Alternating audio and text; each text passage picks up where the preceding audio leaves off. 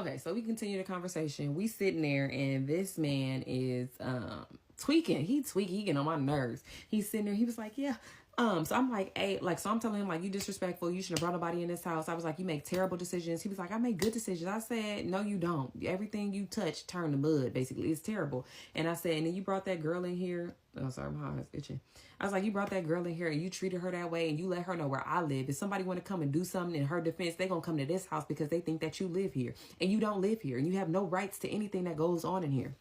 And I said, and you gonna bring her, she can have her cousins or somebody come up here and light this place up. Like, don't do that. Like, I don't know what makes you think that that was a good thing to do. He was like, well, I have good judgment of character. I said, oh, you got good judgment of character. He was like, yeah, I got good judgment of character. He was like, you know, I would know if she would do something. I said, you don't even know her name.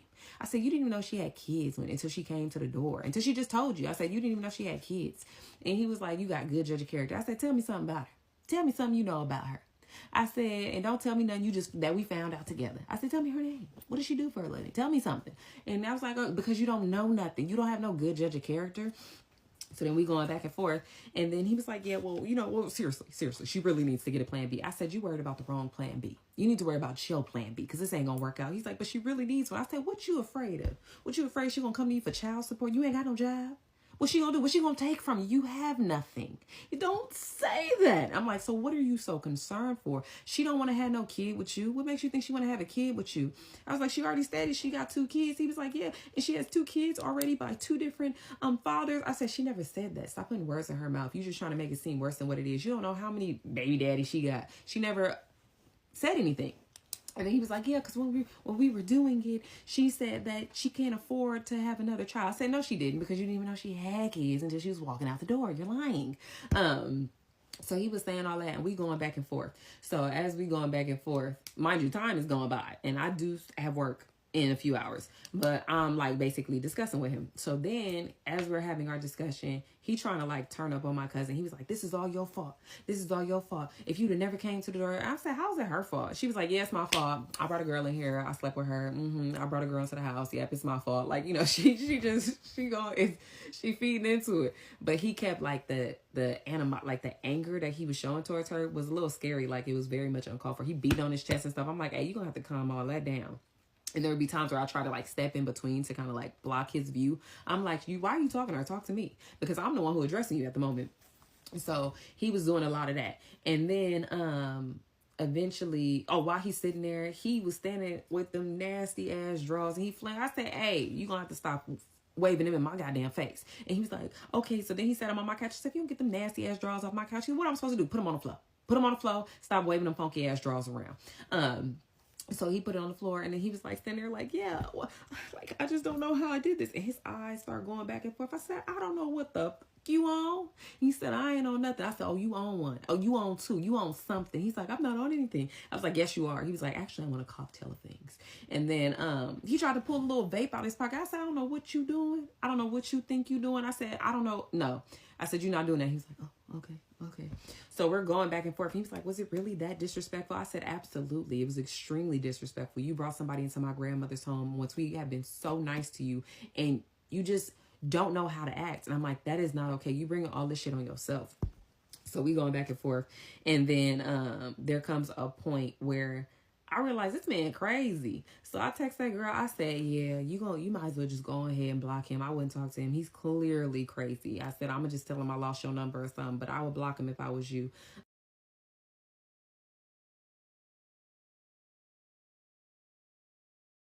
And he was like, who are you texting? I said, one thing about my phone, you can't be in my phone. You stay in your business. Stay out my business. You can't be in my phone. You worry about what you got going on. And that's when he was like, oh, okay. I can't be in your phone. I said, yeah, you can't be in my phone. You worry about you be in somebody else's business, but not mine. So we still going in on him, and I was just like, yeah, this is unacceptable. And my cousin was like, yeah, so you need to get yourself, you need help finding your Subaru. She was like, he was like, is that how you feel? Like, talk to me. I said, it don't matter how I feel, but you do have to find somewhere else to be. You have to find somewhere else to go. This ain't gonna work. I said, it was disrespectful. We don't feel safe in our own house, and you have crossed the line. And he was just like, is it really that bad? So I was like, yeah, I don't know where you're gonna go. I said, you need to find you a hotel, motel, or something. He was like, well, definitely a hotel. I said, well, a motel might take you without an ID because you don't have an ID. So this is what I'm saying to him. So we going back and forth. And as we go in there, my cousin was like, yeah, you're crazy. And he was like, he kept trying to direct his anger towards her. He was like, you know, he told her to die at one point. And she was just like, what? Like, you know, she took offense to that. She was like, don't tell me nothing like that. And then another time she was like, you know, you might want to be quiet before my cousin comes up. Because he lives in the same household. And he was like, don't say it. He was like, you always saying stupid stuff. You always saying stupid stuff. He was like, actions, your words got consequences or something like that. She was like, we both said consequences. Like, what you trying to say? Is this a little empty threat? What you trying to say? And she was like, show me the consequences. Show me the consequences. I'm like, consequences? We both like, what you trying to say? Because say it with your chest if you gonna say it. So he kept saying like little sneak stuff like that. And then he kept saying, it's all your fault. I said, what is about me that seemed like I'm sweet? You must think I'm sweet. The fact that you think that I was just going to let you ride off with what was going on. I said, you making it seem like it's her fault. What did you think I was going to do? Just let you, oh, go ahead, take a nap. We can address this in the morning. He was like, that would have been ideal. That would have been foolish. And you got me effed up if you think that's how I was going to react. You think I'm sweet. You think I'm just about to let stuff slide. Absolutely not. So as we're going back and forth, I had mentioned the hotel again. And he was like, I said, yeah, so what you gonna do? You need to find you a hotel or something. He was like, a hotel? He was like, you trying to treat me like a peasant. I said, what? He said, you trying to treat me like a peasant. Like I'm some sort of peasant. Like I can't. I said, I don't know what the hell you own. But I said, what the hell is wrong with a hotel? I said, anybody stays in a hotel. Hotel don't mean, you know, damn peasant. I stay in a damn hotel. Even though I got a roof over my head, I still stay in hotels on vacation. A lot of people use hotels. What the hell are you talking about? So then at that point, my cousin, she sent me the location for a psych ward nearby. She sent me something. She was like, yeah, he gonna have to take his ass there, basically. They accepting people. So she like texting me stuff while she's sitting there. And he was like, she think this funny. But before, not even at that moment, but he was like, yeah, she think this funny. She just here, she laughing. She was like, ain't nothing entertaining about a broken man. Because he was like, she thinks she here for entertainment. She's like, ain't nothing entertaining about a broken man. So they keep going back and forth and they saying stuff and I'm trying to stop them from talking to each other because he's taking it too far and he's doing things to where it making it seem like he ready to leap on somebody. And at this point, you will get hands put on you in this household. We will put hands and feet on you if need be. So he's saying that, and then the conversation was just going on for far too long, and eventually we came to the conclusion. I was like, yeah, you're gonna have to go. I don't know where you're gonna go, but you need to figure it out. He's like, oh, okay. But then he was like, what would, I don't just give my mom a rant. What else? He was like, what would your mother think about it? And at this point, I'm ready to put hands on this man. I'm like, I'm about to fight a crackhead in my grandma's living room. So I am proceeding to take off my hair scarf because I had on my scarf. I was asleep. Me and my cousin and her bonded. I'm in my scarf. We minded our business. We was peacefully resting before he caused all this disruption in our life. So I'm like, what you trying to say? I'm like, oh, so you think my mama gonna take your side over my side? That's your problem. You think you know us and you don't know nothing about us. I've been way too nice to you and you think you know somebody. But I'm like, at the end of the day, you have to go. If you think she gonna choose your side over my side, you are clearly delusional. You have a problem. So we talking to him and I'm going in. At this point, I'm looking for things to grab because we about to get down. Because I don't think I'm stronger than a man. But at that point, I was ready to fight. And that's a lapse in my judgment because he had that crackhead energy. You know, not only is he skinny, you know, some of them little skinny boys be strong. But he also was on that crackhead energy. But at that point, we was about to throw down. We was going to have to get down what we mad at because he was getting on my nerves. So I'm still trying to remain civilized because he's still in the house. So I'm not trying to take it too far. But at this point, I wanted to put hands on him. So then we summed it up because it was time for me to go. I had to go to work and he wasn't about to stop. I wasn't calling out because, you know, I like to travel. I like to have my vacation days. I wasn't about to mess that up. So I'm like, yeah, you're going to have to figure it out. So he was like, okay. So my cousin, no, at that point I was saying something to him, but I'm like saying it, my voice is raised. And I think this was when he said something about my mom. And I was just like, yeah, you got to get your stuff. I don't know what you got to do, but I say, you know, Casa de Gladys, cause that's my grandmother's name, is closed. You're going to have to find somewhere else to be. And, he was like, what did he say? So yeah, I said that and he was like, oh, calm down. He was like, calm down. I said, stop telling me to calm down because it ain't gonna calm down a damn thing. I said, you need to get your stuff. And he was like, I'm just trying to calm you down. He's like, what can I do to make you calm down? I said, you get your shit and you go. That'll make me calm. That'll bring peace back to this house. I'm gonna need you to get your stuff and you're gonna have to go. And that's when he was like, oh, okay. So then he like went back to the room. My cousin was like, I don't want to stay here. I don't want to stay here with him being here. And I was like, fair. Okay, so like I said, my cousin, she didn't feel right, being in the house, she was like, I gotta go. So she left and she came with me. And she ended up going to work. Well, she came to the city with me, but she ended up going to her mom's house for the day because she was like, I don't feel comfortable. And I don't blame her because the energy that he was giving her was like very much like, I will put my hands on you. And it was just like, oh no, we don't do that. Well, so you say. So I was just like, okay, so we went out there and he stayed at the house. Now, mind you, I still have my guy cousin who was here and I had 2 other cousins that was in the house. So I'm like, I got cameras. So I'm like, I'm watching to make sure nothing crazy happens to see if he left the room or anything like that. But as I'm at work, I texted him like, hey, yeah, no hard feelings, but you crossed the line. You got to get your stuff. You got to go. I said, you cannot stay there. We can't have that. So I was like, you need to be out of there by today. Let me know when you got all your belongings. And he was like, that's fair.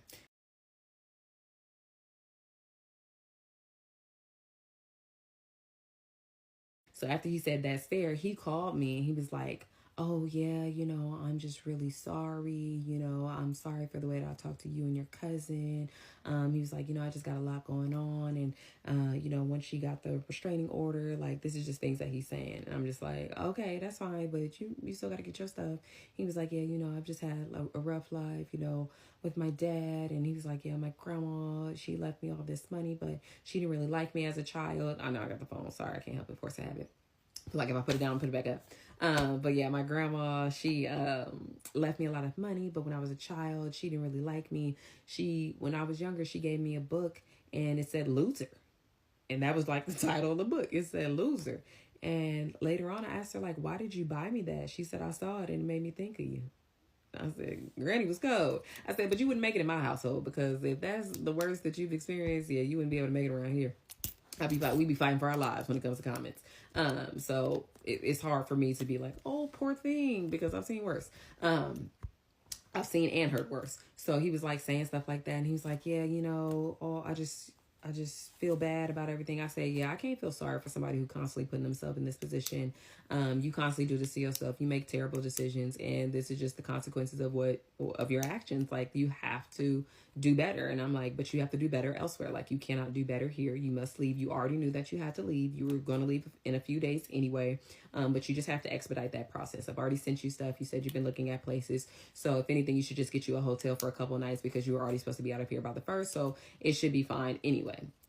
You should already have something lined up. So this is just something that's a part of the process, basically.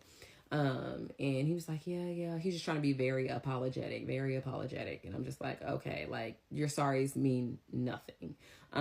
So he was like, okay, so I can't stay here or there. Here. He was trying to say he can't stay where he was currently staying. He said here. He was like, yeah, so I can't stay here. Yeah, I think he said here. He wasn't even at the house, but he said here. And I was like, yeah, you definitely can't stay at the house. And he was like, so yeah, I'm going to call around. I'm going to see, who I can get to help me. And I'll let you know what happens. I was like, yeah, let me know when you get something. Not if, but when, because you need something. Regardless if you have something or not, you got to go. So, yeah, he was saying that. And as he did that, I was like, oh, good, bet. He about to leave. I'm still trying to keep it peaceful, even though I was pissed off. I'm still trying to keep it peaceful because 1, he is in the house, and 2, I don't want this to turn into a bigger scene than it has to be. So I'm trying to just get him out quickly and effectively. So as I'm on the phone, right, or after a couple hours, but at that time he told me he was at the park and he was going to walk into the store. Bad idea. So as he's at the park, he calls me back. It's about like an hour or 2 later. He calls me back and I'm like, great. He's about to tell me he figured out something. He got a place and he's on his way out. He called me and the man was a totally different person. Oh, he got him some liquid courage. It was about to go down. So he called me and he's like, he called me and new man, okay? New man, Trey 2.0. So he calls me and he was like, yeah, so I was like, hello? He's like, yeah. He's like, I'm just a really nice person. And I said, can you get to the point? I said, did you find something? He's like, just listen. He's like, I'm just a really nice person and I've loaned a lot of money to a lot of people, like a lot of people. I said, I'm gonna need you to get to the point. He was like, and I called all those people and I was asking like, hey, do you think if I could just crash on your couch for a couple days? Like, is there a couple days, can I be there for a little while? And I called like a lot of people. I called like 12, 15 people. Like a lot of people owed me money. And I called one guy and he was like, well, I don't know. I keep doing the phone thing. I'm sorry. He was like, yeah, I don't know. You know, I have to see about it. He was like, just give me an answer. And I was like, first of all, you got your nerve. You calling somebody else for a favor. He was like, just give me an answer. And I was like, okay. And he was like, you know, would you say that we're friends? And I was like, no. But he was like, well, you know, I don't want to renege. I don't want to, you know, go back on my word. But can you give me like at least 72 hours? I said, absolutely not. You must be out by today. I said, absolutely not. And then he was like, can't just have some empathy for me? Can you just have some sympathy? Like, can you just, you know, I'm going through a lot. I said, absolutely not. I said, I have no empathy, no sympathy for anybody who puts himself in this position, and you must go. So I don't know what you're going to do, but you need to have your stuff out by today. And he was like, oh, I really didn't want to do this to you. I really didn't want to do this to you. And I was like, do what? And he was like, as you know, my father is a lawyer in Louisiana. Mind you, he ain't never told me that. But I'm like, okay. And he was like, in the state of California. I said, oh, you ain't got to worry about it, Trey. I said, you ain't got to worry about it, Trey. I said, I'm on my way. Mind you, I'm at work, but I'm wrapping up work. Like, it's about to be over for me. So I'm like, I'm on my way. You ain't got to worry about it. I'm on my way. I said, oh, what, you trying to threaten me? You say I got to evict you? He was like, no, just listen to me. You're not listening to me. In the state of California, if you've been there for like, he was trying to say if you've been there for more than 30 days and you receive mail. He hasn't received any mail. And he was probably barely there past 30 days. As he wasn't there consistently for 30 days. And he didn't receive no damn mail. So he was like, yeah, in the state of California, you're not thinking logically. I said, I'm on my way. And he was just like, I thought you were a logical person. And I was just like, no, you trying to threaten me? You trying to say I have to evict you, talking about your daddy a lawyer and in the state of California? Boy, I'm on my way. And he was like, just shut the F up. Shut the F up and listen to me. I said, oh, I know you ain't talking to me. I said, you want to talk to somebody like that? You got you some kids, but you won't talk to me like that. Don't nobody talk to me like that. Not my parents, not my friends. Don't nobody talk to me like that. You want to talk to somebody like that, you have you some effing kids. And he was like, you're just not a logical person. I said, oh, you ain't got to worry about it. I'm on my way. So as I'm on the phone with him, I walk up to my mom desk like, oh yeah, we're gonna have to wrap this up. We're gonna have to wrap this up pronto. I said, this boy acting like we're gonna have to evict him. I said, oh yeah. Oh yeah. He was like, I never said that. Like he's yelling on the phone. He's not on speaker. I said, oh yeah, don't worry about it. I'm on my way. So I went to my desk. I wrapped it up. I let my boss know I'm gonna just leave slightly early. I said, I got an emergency because I got an emergency at the house. This man is crazy. So she was like, yeah, that's cool. Like everything was already taken care of and it was the end of the day. The day was over. I was probably like 10, 15 minutes. So I was like, okay. So, and technically I'd be there earlier. I'd be staying a little bit later than I'm supposed to. So I'm like on the phone and when I make it back to my desk, I said, you ain't got to worry about it. He was like, I thought you were a logical person. And my mom came to that. She said, is that him on the phone? I said, yes, it is. He's like, put me on speaker now. This is what he yelling on the phone. I said, oh, what you say? I tried to put it on speaker. He said, put me on speaker. And he's like, let me speak to your mom. And I said, nah, what'd you just say? He's like, oh, you want me to say how I said it before? He was like, put me on speaker now. I said, oh, that ain't how you said it. Mama said, give me the phone. She said, oh, yeah, we on our way. She said, yeah, we headed your way. And she said, we going to be there shortly. And he was like, that sounds like a threat. That sounds like you're threatening me. She was like, no, we're going to have us a little discussion. She said, we on our way, though. And then she handed me back the phone. I was like, yeah, you ain't got to worry about it. I'm on my way. He's like, do you play chess? I said, I don't play games. And he was like, I feel like the line is being recorded now, so I'm going to hang up. I said, you do that. So he hung up, and we got our ish together, and we was on our way. Okay, so basically after that, I text my cousin like, yeah, you need to hurry up. Like, we sitting on pins and needles. Like, you need to hurry up because we need to make it back. We need to make it back to the house before him, before he try and do something crazy. So, after that, she made it to the car. But before we left, I made sure to acquire Jessica's number. I gotta remember what names I'm giving people. Jessica's number. So I went and I tried to get the number, and I did. Now the reason why I wanted the number, because eventually we started to realize stuff was weird, but I didn't care. In my head, he leaving. He about to be out of my hair in like 3 days. He agreed. He about to be out of here. So I'm just like, I don't really even need to divulge. Things was weird. I knew he was a liar, but I just didn't know to what extent how deep his lies went.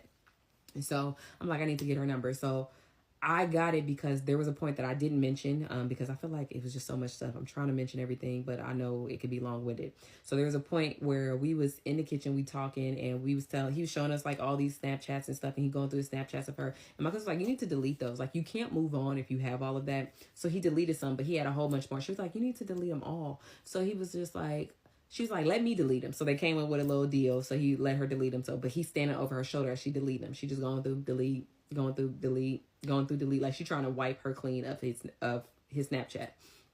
And as she's doing that, he's standing over her shoulder like mad, like almost he could just knock her head off her shoulders. But he ain't do nothing. He just clenching his jaws, and he got like this weird look in his eyes.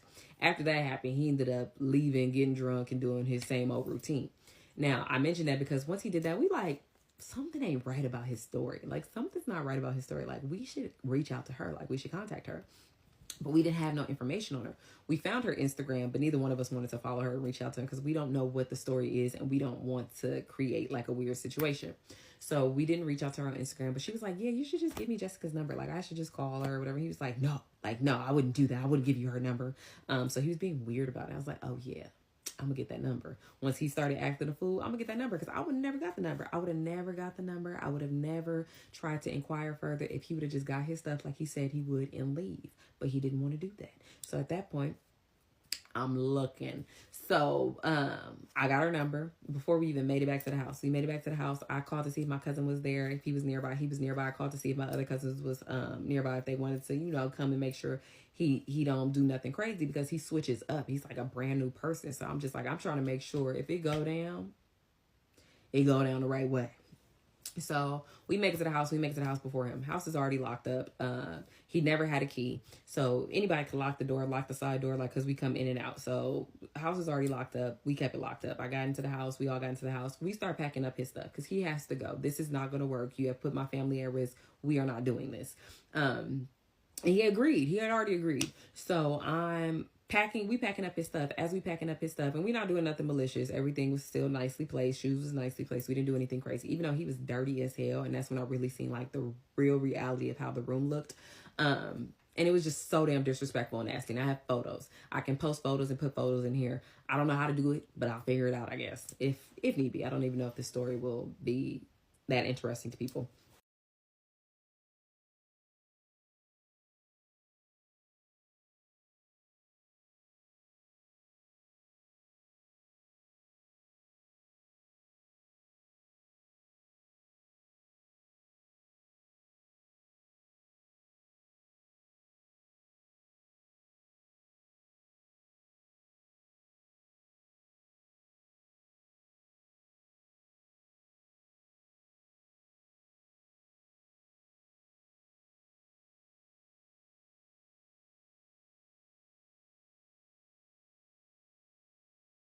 But basically, I got photos of how nasty he was. But yeah, he had stuff everywhere, clothes, dirty, food containers. Like, he was just a nasty mother, okay? And as we going through everything, like putting it up, we wasn't going through, like, he wasn't reading all his stuff, but we did come across the restraining order. So we came across the restraining order, and as we we're looking at the restraining order, I'm like, wait a second. Like, we see all these photos of what he did. So another little trigger warning, this does have to do with DV. We saw the photos of what he did to her. And I'm just like, that's not what he said. And then I started reading it, and I'm going to give like a brief summary of what it says. There may be a point where I'll be able to read it. I'll probably make sure that it's okay for me to read. I just have to make sure I do a little research, I guess.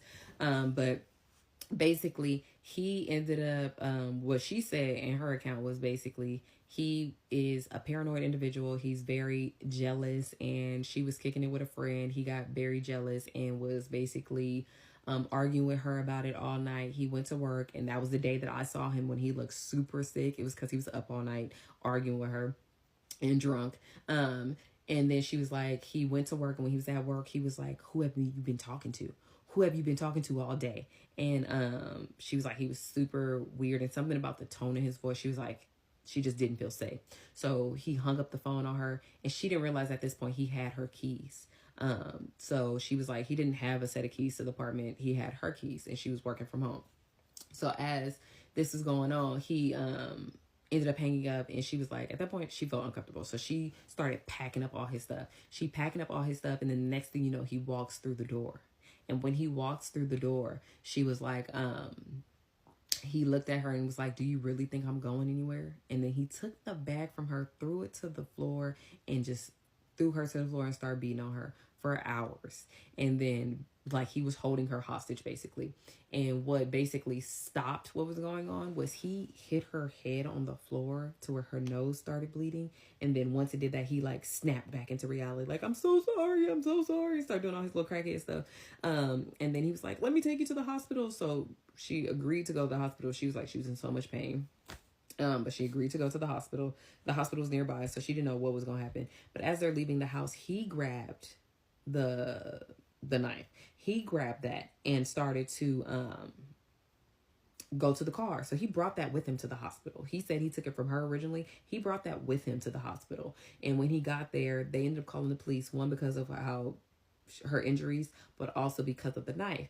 Now, when they initially called the police, he wasn't in the lobby. He was waiting outside. Then he came back. He's probably vaping. He came back in, and when he came back in, that's when the police approached him. And when they did, he ran. He never said that. He ran. And I'm just like, what? So then at this point, we read that, and my cousin was like, I'm scared. And I was just like, keep packing. So we packed it up. He didn't have access to the house. And at that point, he definitely wasn't going to have access to the house while we were in there after seeing all, reading that and reading the violent tendencies and stuff that he had. I was like, oh no. So he came shortly after we arrived. It's probably like 15 minutes. So at that point, my mom noticed him because he tried to like open the door, but he didn't knock. He didn't do anything. He just sat there. So then my mom was like, oh yeah, look, come on, let's have a talk. So they're talking outside. He's not in the house. They're talking outside. Okay, so I was going to read the restraining order at this point, and I already read it, but then I'm just like, I don't want to jeopardize this person being locked up. Restraining orders, to my knowledge, are public record, and if you have the right information, you can pull it up and find it. And I don't believe there's an issue with me doing it, but also it's not an issue with like the victim, for on her portion of me reading it. But what I'm going to do, is try my best to summarize it without reading it verbatim, as I don't know if there's anything like legally that would be an issue, but also I wouldn't want to jeopardize anything when it comes to like prosecuting him. So I do have to be careful with the things that I say. At least I feel like I should be careful with the things that I say, as it's an ongoing thing. Like it's a spoiler alert. It's not over. It's not over. It probably, let's just say I've lost faith in the justice system. So there's a portion of it where it's basically like give more information about the person, the respondent. That's how they refer to him, the respondent. So she basically said he was very paranoid and he often used prescription pills and alcohol. He often would make up weird scenarios in his head. He was just very paranoid and would come up with all these weird scenarios about things that was happening while he was under the influence. There was a time where he would like constantly check her apartment because he thought that somebody was in there, and he was just thinking that somebody was going to harm him, and felt like there was intruders. At one point, he was at a certain point, he became so paranoid that he started to be controlling. He would check her. He did not like her having any type of male friends or male interactions, and he was extremely jealous. He would go through her phone, and there was times where she did try to end the relationship, several times, like multiple times, but he just wouldn't let go of the relationship and would often act like crazy to where she felt unsafe. So there was a time where they had, I guess, a disagreement, and she had tried to break up with him, and then he pulled out a blade, his favorite thing. And then she asked, like, why did you do that? And he was like, to protect himself. There might be somebody in there who's going to harm him, like somebody in her apartment who's going to harm him. So it's giving crazy. It's giving paranoid and weird. Also, while he was at my grandmother's house, he would make like a lot of references to pointy objects such as a blade to my cousin, and like make certain things, like it was don't quote me on it, but it was something where she was like, oh yeah, when you leave or something, he was like, I'm gonna take a pinky toe with me or something like that, like so that seems to be something that I don't want to say he's into, but seems to be his weapon of choice. Next, so I am going to kind of paraphrase what she said. So basically, not the day that the incident occurred, but the day before, she had a friend that came into town and was visiting. She gave him some money via Apple Pay for transportation. The respondent went through her phone and saw the Apple Pay because he has access to her Apple Pay account. So he basically saw everything. And he was like, "Who is this?" She said it was a friend. He went through the phone and accused her of cheating. Once he accused her of cheating from that evening, so the evening of, let's say it was the second. So let's say he accused her of cheating the evening of the second. He kept arguing with her until 3 a.m. Something about 3 a.m. till 3 a.m. on the 3rd. At one point, while they was having a conversation, they were in the bathroom, and he got so mad that he punched a hole into the bathroom door. They then she tried to go to sleep, but he wouldn't stop accusing her of cheating. Then later the next day, while she was at work, he was working at his actual job, and then he called her and was like, very upset and weird, and was like, "You didn't call me today. Who did you talk to today? Are you going to lie to me again? Yes or no?" And hung up. So at that point, she felt some type of way about that call and did not feel safe. So then she started to pack his belongings. Once she was packing his belongings, he came into the apartment. He let himself in, and then he said to her, "You think I'm going anywhere? Like, do you really think I'm going anywhere?" Threw the suitcase that she was packing to the floor and immediately started... So it's going to get a little graphic for some of the things that I'm going to say. It's just a trigger warning. He does put his hands on her. So he threw her to the ground, was attacking her, hitting her head on the floor, and he assaulted her for over an hour, hit her in her face, slammed her head on the ground. At some point, about 3 points, he strangled her with both hands. During one of those 3 times, she ended up passing out and losing consciousness. She said she doesn't remember the exact order of everything that occurred because it was buried and it was happening, for a period of time. So she said she did try to scream for help for about 3 times as her windows was open, but nobody ever came to help her. When she tried to run, she did attempt to run multiple times, and when she tried to, he would grab her, pull her back, and basically continue to put his hands on her. During the attack, he did pull out some of her hair and ripped her shirt. And she said every time he was hitting her head on the floor, she basically felt like her skull was breaking and her ears were ringing, and she was afraid that she had brain damage. So I'm going to go on to the next one. And then basically what stopped him is he saw blood coming out of her nose, began to sob, and say that he was sorry and that the police needed to take him so he could rot in jail. He ended up calling the police, and the dispatcher put him on hold, and it felt like a long time. It was several minutes, and she felt like it was going to take too long, basically, and had him call an Uber. So the Uber took them to the hospital as she was getting treatment for her injuries. The hospital staff ended up calling the police. She did have significant injuries. Rug burns, cuts on her body, bruises on her arms, on her wrists, bruising on ribs, cuts on her stomach, extremely sore on her throat due to him putting his hands around her neck, bruising and swelling on one side of her face and her ears, or she specifically said left side of her face and ears. She was taken through some not treatments, but basically they were looking to see, if she had anything going wrong with her. She was told she possibly had a concussion. And then after a few days, things started to really appear, started to darken. So she took some photos of that. While she was getting medical attention, she was told that the police went to arrest him and he ran. And after they caught him, they did find a blade on him. And he was arrested and there was a police report. They granted her emergency protective order.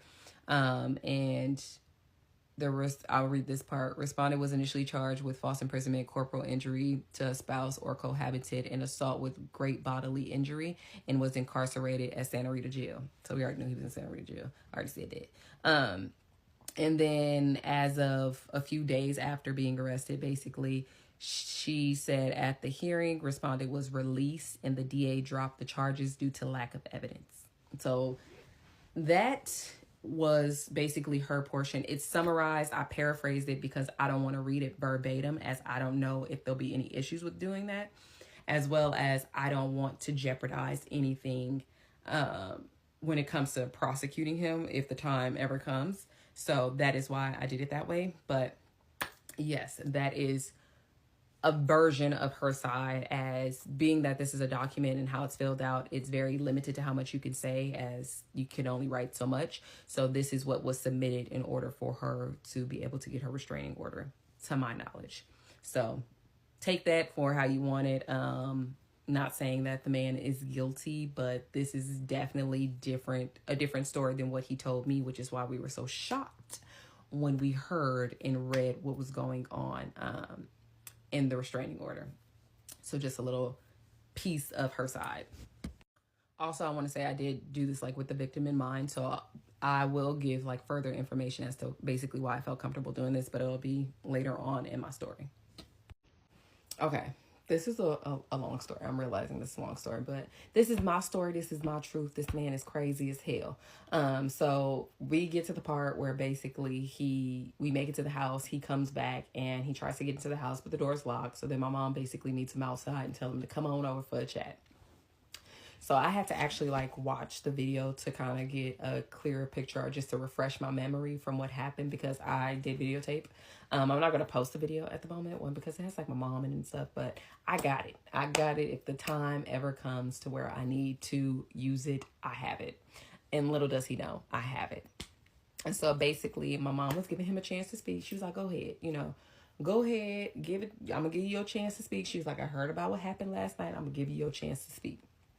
So he's all like weird and drugged up and whatnot, because he looked very high and very much drunk when he came here. But he's not like out of it. I feel like it's acting. Like when he does it, I feel like it's acting because he's trying to be all like weird. But basically, she gave him a chance to speak, and he was like, he was real brief, like, yeah, I made a mistake. And she was just like, what's your mistake? He was like, bringing somebody here. Like, I just should have never done that. Like, bringing somebody here. Like, I don't know what I was thinking. I made a mistake. And that was basically like what he said. And then he kind of like, well, that's, yeah, really all I have to say, because you kind of already have your mind made up, is what he's telling her. So she was like, is that it? Is that all you got to say? Because she's like, basically, when I start talking, don't you try and hop in, because I got a lot to say. So when I start talking, I don't need you trying to hop in. So then he started faking like he's scared, like somebody said that they was gonna sock him in his throat, even though that's, I would have loved to, but nobody said that. We just sitting there, and my mom was just like, oh, okay, now it's my turn. It's my turn to speak. Since you said what you said, it's my turn to speak. So she was like, where your phone at? Put your phone to the side, put it up. Basically, no distractions. But she also put hers to the side, and she gonna make a comment to him like, any knives? Because he don't know at this point. We done seen the report, but not the report, the restraining order. But she was like, any knives? And he was like, no, like patting down his pocket. So the comment kind of went over his head because he didn't know what we knew. So then after she put everything down, he was just like, oh, just don't do this. Don't do this. Like being weird. And I was just like, not everybody's violent. Not everybody puts their hands on people. We're not all violent. And I'm just basically saying this because of the report. Like, this man is crazy. He loves putting his hands on people, especially when he think he got the upper hand. Because one thing about the ex, she's small and petite, and he put on his driver's license, his new driver's license, that he's 6 foot. The boy is probably 5'6", 5'7" at the tallest. I'm 5'9", so he's shorter than me. He's not 6 feet tall. He a bold-faced lie. But yeah, so he picks on like the small little petite women. And that's what she was. So I was like, yeah, not everybody violent. He was like, he trying to use words that he don't know how to use and just saying shit, honestly. And he gonna say something like, you'll see. Like, he told me, you'll see. And I'm like, what you mean? Like, this is exactly why I'm recording. Because if you decide to leap, we have it on footage. It ain't no, oh, he said, she said. We have it on footage. Like, I have the video to give to whoever. Because clearly they ain't do nothing if it's he said, she said, because he wandering free. But yeah, so she brought up last night, like briefly, like, yeah, I heard about last night. She was like, and you know what's crazy is I took your word. Like when you said stuff, I just took you for your word. And basically just saying like she kind of disappointed. Like I believe the things that you told me just to find out that they're lies is a problem. And to find out how you treated this home, this house is a problem is basically what she's saying. So she mentioned some of the lies that that he told her. So he was like, yeah, so let's talk about your phone. Because as I mentioned, he lost his phone while we were still working or whatever. But then he lost his phone again while he was staying at my grandmother's house. So he lost his phone again.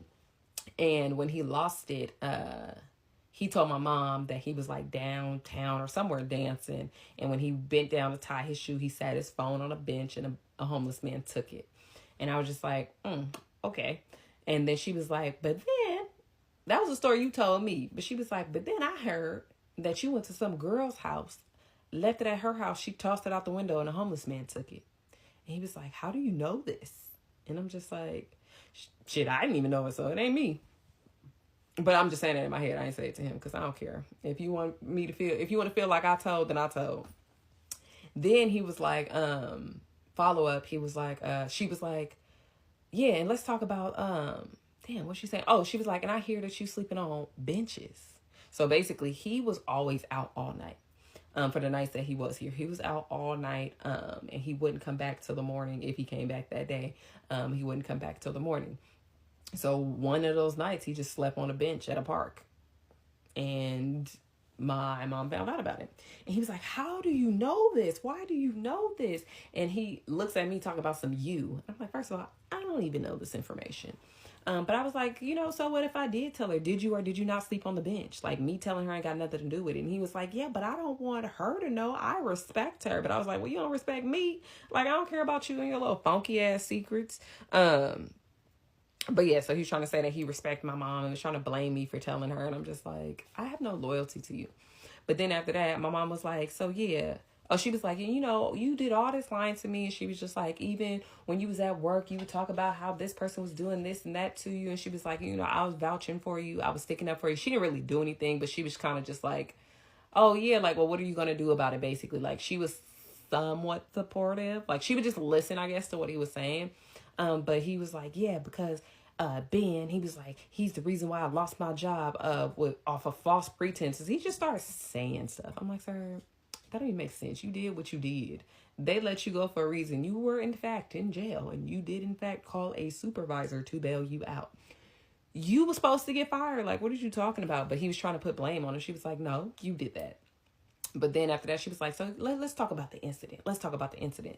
And then he does all this fake crying and fake, like, it was not crying noises, but like crying voice. Like, oh, no, I just don't know. I don't want to bring that up. Never a tear in sight. When I say never a tear in sight, his tear ducts do not work.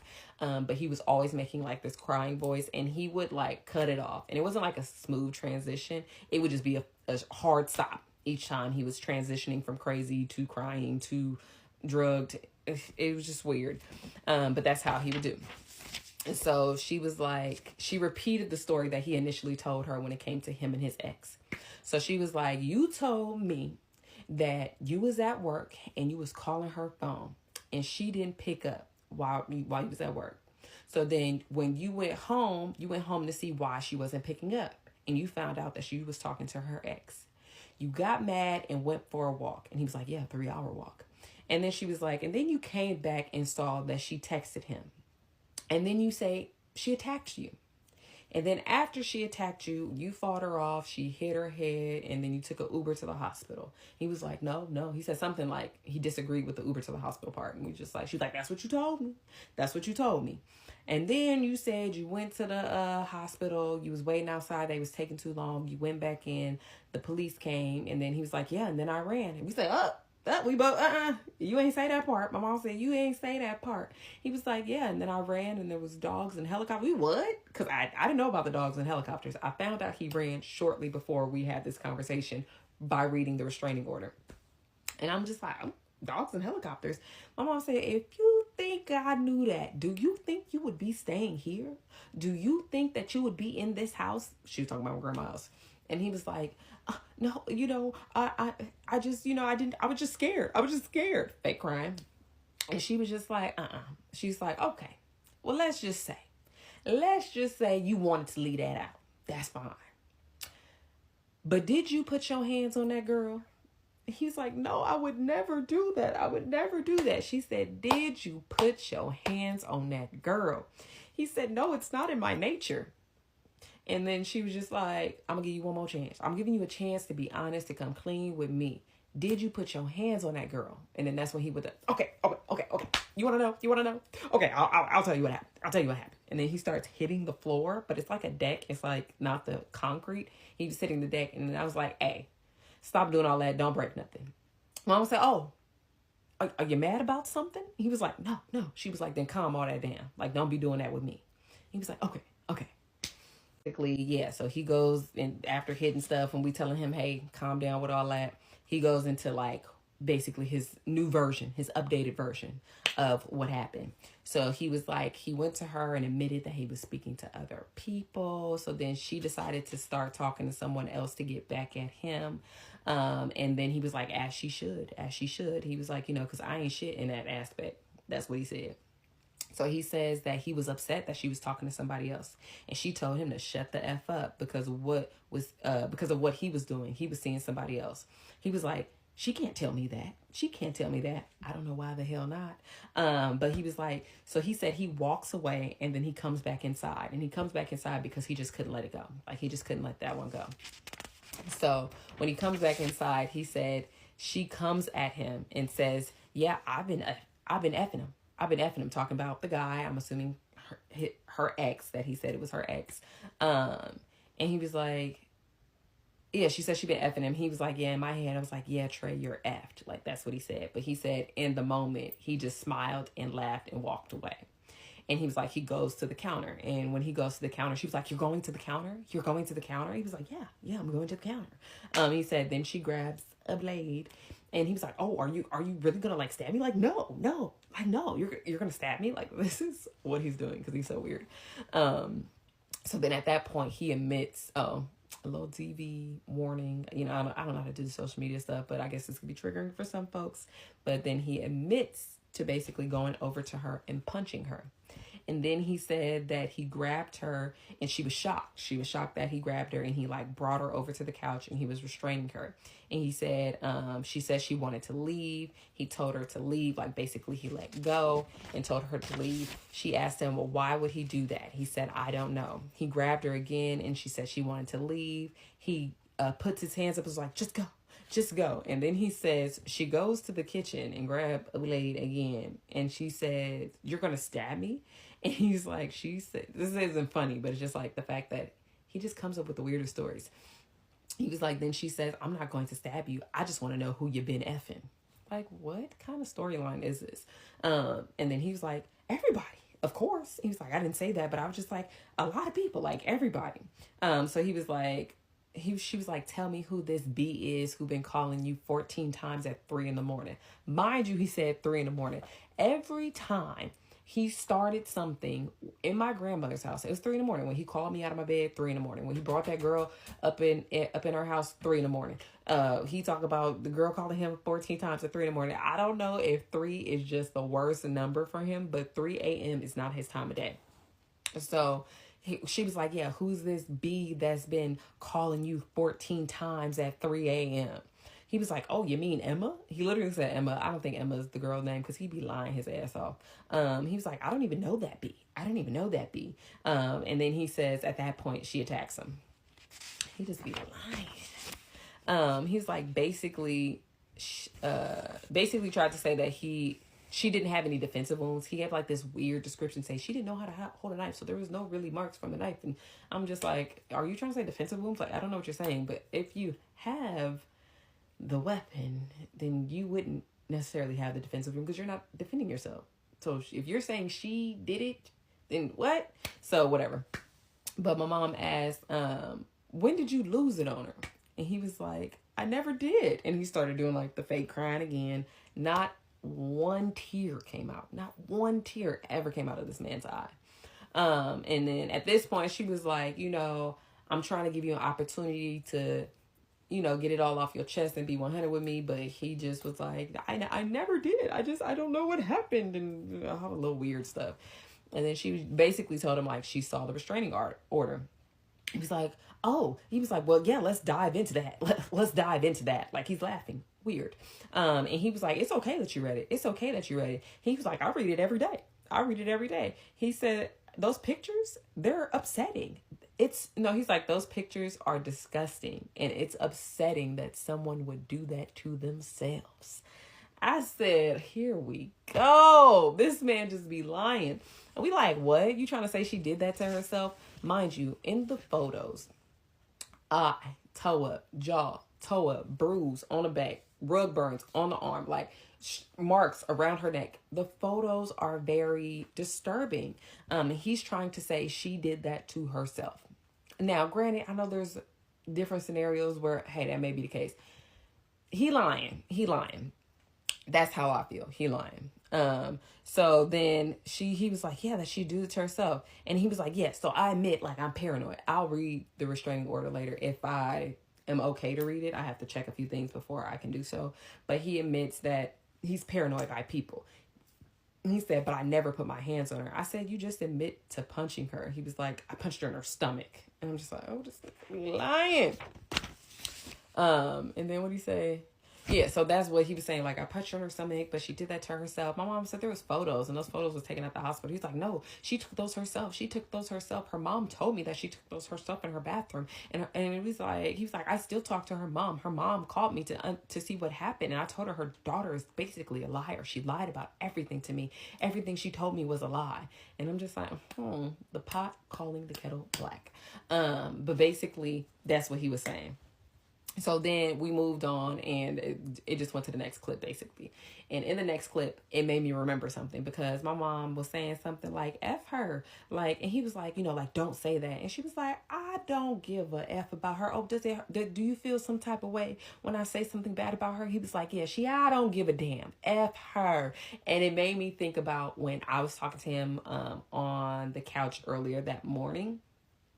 I said the same thing. I was like, F her. He was like, he didn't say anything in that moment. I think he was offended. But the next morning when he was talking to me on the phone and trying to apologize, not the next morning, that same morning, like hours later when he was talking to me on the phone and trying to apologize, he was like, yeah, and I didn't appreciate what you said about Jessica. And I was just like, I don't give a damn. I said, let me tell you some of the things I don't appreciate. I don't appreciate you bringing strangers into my home. I don't appreciate you putting my family at risk. I don't appreciate how you treated my grandmother's house. I don't appreciate the shit that you put me through. He's like, that's fair. Don't ever try and check me about somebody who don't even want you.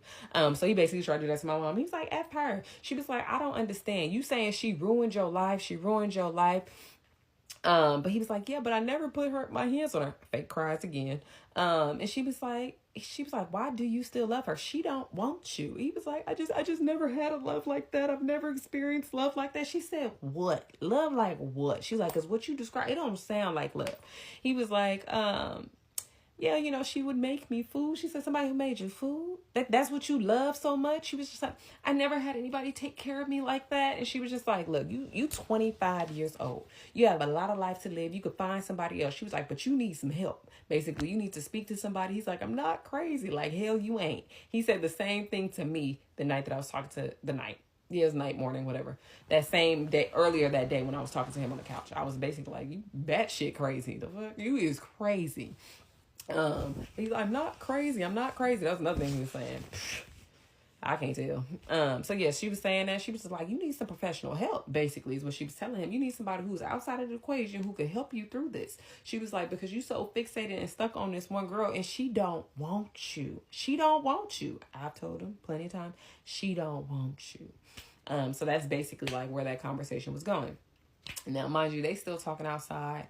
She's still going in on him. I was there, and I was not instigating, but I was getting my little 2 cents in every now and then because he switched up on me. What I noticed is the night earlier that morning when me and my cousin was talking to him, he was treating her like trash because he thought I had the power. Then when it came to me and my mom, he started treating me like trash because he believed she had the power. So he would like switch up like crazy because he is crazy. Okay, so at some point I ended up going back in the house. Now, mind you, when I'm in the house, my cousins are in the house. And the house already has a lot of family members that come in and out. There are separate living spaces, so you don't always see everybody. But at this point, there was probably about 5 of us there in the front part of the house. And I had other cousins who was in a different part of the house and another cousin who lived in the house but worked around the corner. So there was quite a few of us there. So his stuff is already packed. It's sitting to the side as they're having their discussion. While he was talking to my mom outside, my mom had them sit their phones to the side. So her phone was to the side, his phone was to the side. Somebody was blowing up their phone, blowing up his phone. When they was blowing up his phone, he's like, I don't even know who that is. I don't even know who's calling me like that. Like, I'm not expecting, calls or anything like that. We were just like, okay. Like, and he didn't check it. And we just kept going on with the conversation. Now, when I went in the house, I was talking to my cousins. They looked at the room, saw how nasty the room was. Like, it was just a lot. But when my cousins was there, my cousin who interacted with him, the one who was like, who said he was homeless, like the one he would just engage with the most, she was receiving a call from Louisiana. Now, mind you, she was very irritated because she was already receiving a whole bunch of calls because he gave her number. I guess somehow whoever took his phone had her number, like an emergency contact, and kept trying to like call it to try and give the phone back. But she was not trying to be the middleman. She was not wanting to be involved with that, and she was annoyed that he gave out her number because she don't even give out her number to people that she know. Like, she just not want to give out her number. So she was very irritated by that. So when she saw the Louisiana number, she was like, why does this number keep calling me? So then she answered it. I was like, answer it. So she answered it, and the person was like, hi, this is Jay. I'm Trey's friend. I'm trying to get a hold of him, but I can't get a hold of him. She was like, I got nothing to do with him. Like, don't call my phone. Stop calling my phone. I ain't got nothing to do with me. And I was like, wait. He's like, wait. Don't hang up. So I took the phone. And he was like, hi, yeah, I'm Jay. I'm Trey's friend. And I've been trying to call him, and he's not picking up his phone. I just want to make sure nothing happened to him. I was like, yeah. He's not picking up his phone. I mean, he's still alive, but I wouldn't say he's safe because he has no business being here. He's causing a lot of issues, and I basically just broke down everything that happened. Now, mind you, Jay is the friend that Trey said was in a psychiatric hospital or whatever when we was in Santa Cruz. This was the friend he hadn't talked to in so long. He was in a psych ward. He was crazy. His life was all over the place. And as I'm talking to him, that was another reason why my cousin was a little off. But she was like, why did she give my number to somebody? Why did he give my number to somebody that he said is crazy? So I'm talking to him, and he sounded like he was in his right mind. I'm like, maybe he on medication. I don't know. So I continue to talk with him, but I'm just like, yeah, he's not, I wouldn't say this is the safest place for him, as he has disrespected his household. He's disrespected my family. Like this, he needs to go. He agreed to go, and now he's trying to act weird and do weird stuff. And he was just like, oh, like, I didn't know about that. Mind you, I don't know how much of that I believe, but he was like, I didn't know about that. Yeah, I tried to help him out. My friend is out there. So he mentioned the friend that lives in the city. And I was just like, this was a friend that he mentioned, but never hung out with, never spoke about. Like, I never seen him engage with him at all, or I never heard that he was engaging with him. So I'm just like, He was like, do you mind if I three-way him? I want to three-way him because he's like, I want to three-way him because he may help him. And I just want to make sure he has all the information before he decides to help him. I was like, put him on the line. So he basically calls him, and he three-ways the friend. And the friend, he's like, yeah, I told him don't. Basically saying, he told him not to come out here, not to bring that stuff out here. He was like, he knew better than to be doing what he doing. And he was just like, yeah, he had some trouble back in Louisiana. Like, he just giving some brief information. I'm giving him a whole rundown of what happened. So we on three-way. I'm just running it down to him. So eventually the guy was like, yeah, I offered to get him a hotel, but he said no. I said, huh? He was like, yeah, I offered to get him a hotel, but he said no. He turned it down. I said, oh, now did he? I said, okay, good to know. Does that offer still stand? He was like, yeah, I mean, no, but I'll do it if he accepts it and it helps get him out your house. I'll do it. So I was like, bet. So I exchanged numbers with them. I got their information, and I went on about my way.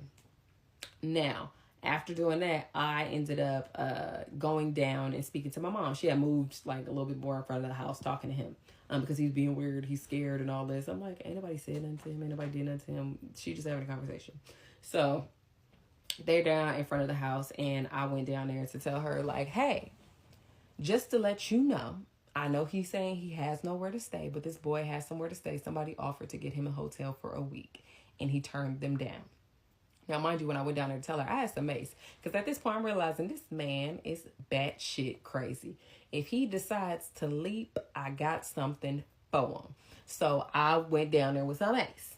And he was just like, when I went down there, I'm just holding it to the side. Like, I ain't out there, waving it around. I'm holding it to the side. And I'm trying to keep it kind of tucked because I don't need him to try and do anything extra.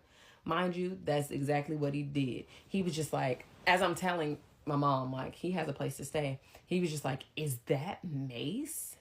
And I was like, yes, it is. And I continued to talk to my mom. He was like, you would mace me? I said, if you put your hands on me, I would do more than mace you. He was like, I would never do that. I would never do that. I'm sure you told Jessica that too. So I'm just like, yeah, you put your hands on me, I'll do more than mace you. And he was like, at that point, he was just like, I would never do that. And he was like, you're evil. He was like, I figured it out. You're evil. You're an evil person. I'm like, the pot calling the kettle black. And he was like, you're an evil person. And he was like, wait 45 minutes. I said, what the hell is supposed to happen in 45 minutes? My mom, what? 45 minutes? What you trying to say? 45 minutes? So we trying to figure out, I'm just saying, he said, your net has been cast. Like, he said some shit like that. And I'm just like, what you trying to say? Stop trying to use all these, like, say it with your chest. If you really that big and bad, then say it with your chest. If you bad, say it with your chest. Stop trying to do all this coding and coding it. Say it with your chest, because you're trying to threaten me, but try not to make it sound like it's not a threat. You 100% are trying to intimidate me and threaten me. So if you're going to do it properly. So eventually my mom was like, go away, because she wants to continue her conversation. And clearly he was using me as a distraction. But I was just like, just letting you know, he got a place to stay. Now, mind you, when I was on the phone with him, I don't even think I mentioned this, but when I was on the phone with him, when he was trying to apologize early that morning that everything went down from 3 a.m. to 5 to whatever, this is all in the same day. So when he tried to apologize, oh, I'm so sorry, I didn't mean to say that to your cousin, and I've just been through a lot, and my grandma called me a loser and all this, he was like, the girl from that night had offered him a place to stay. And I had told him on the phone, I was like, oh, well, then that sounds like that's where you need to be. Because I already told her, you crazy as hell. So if she wants to give you a place to stay, she accepts you for who you are, and you should go.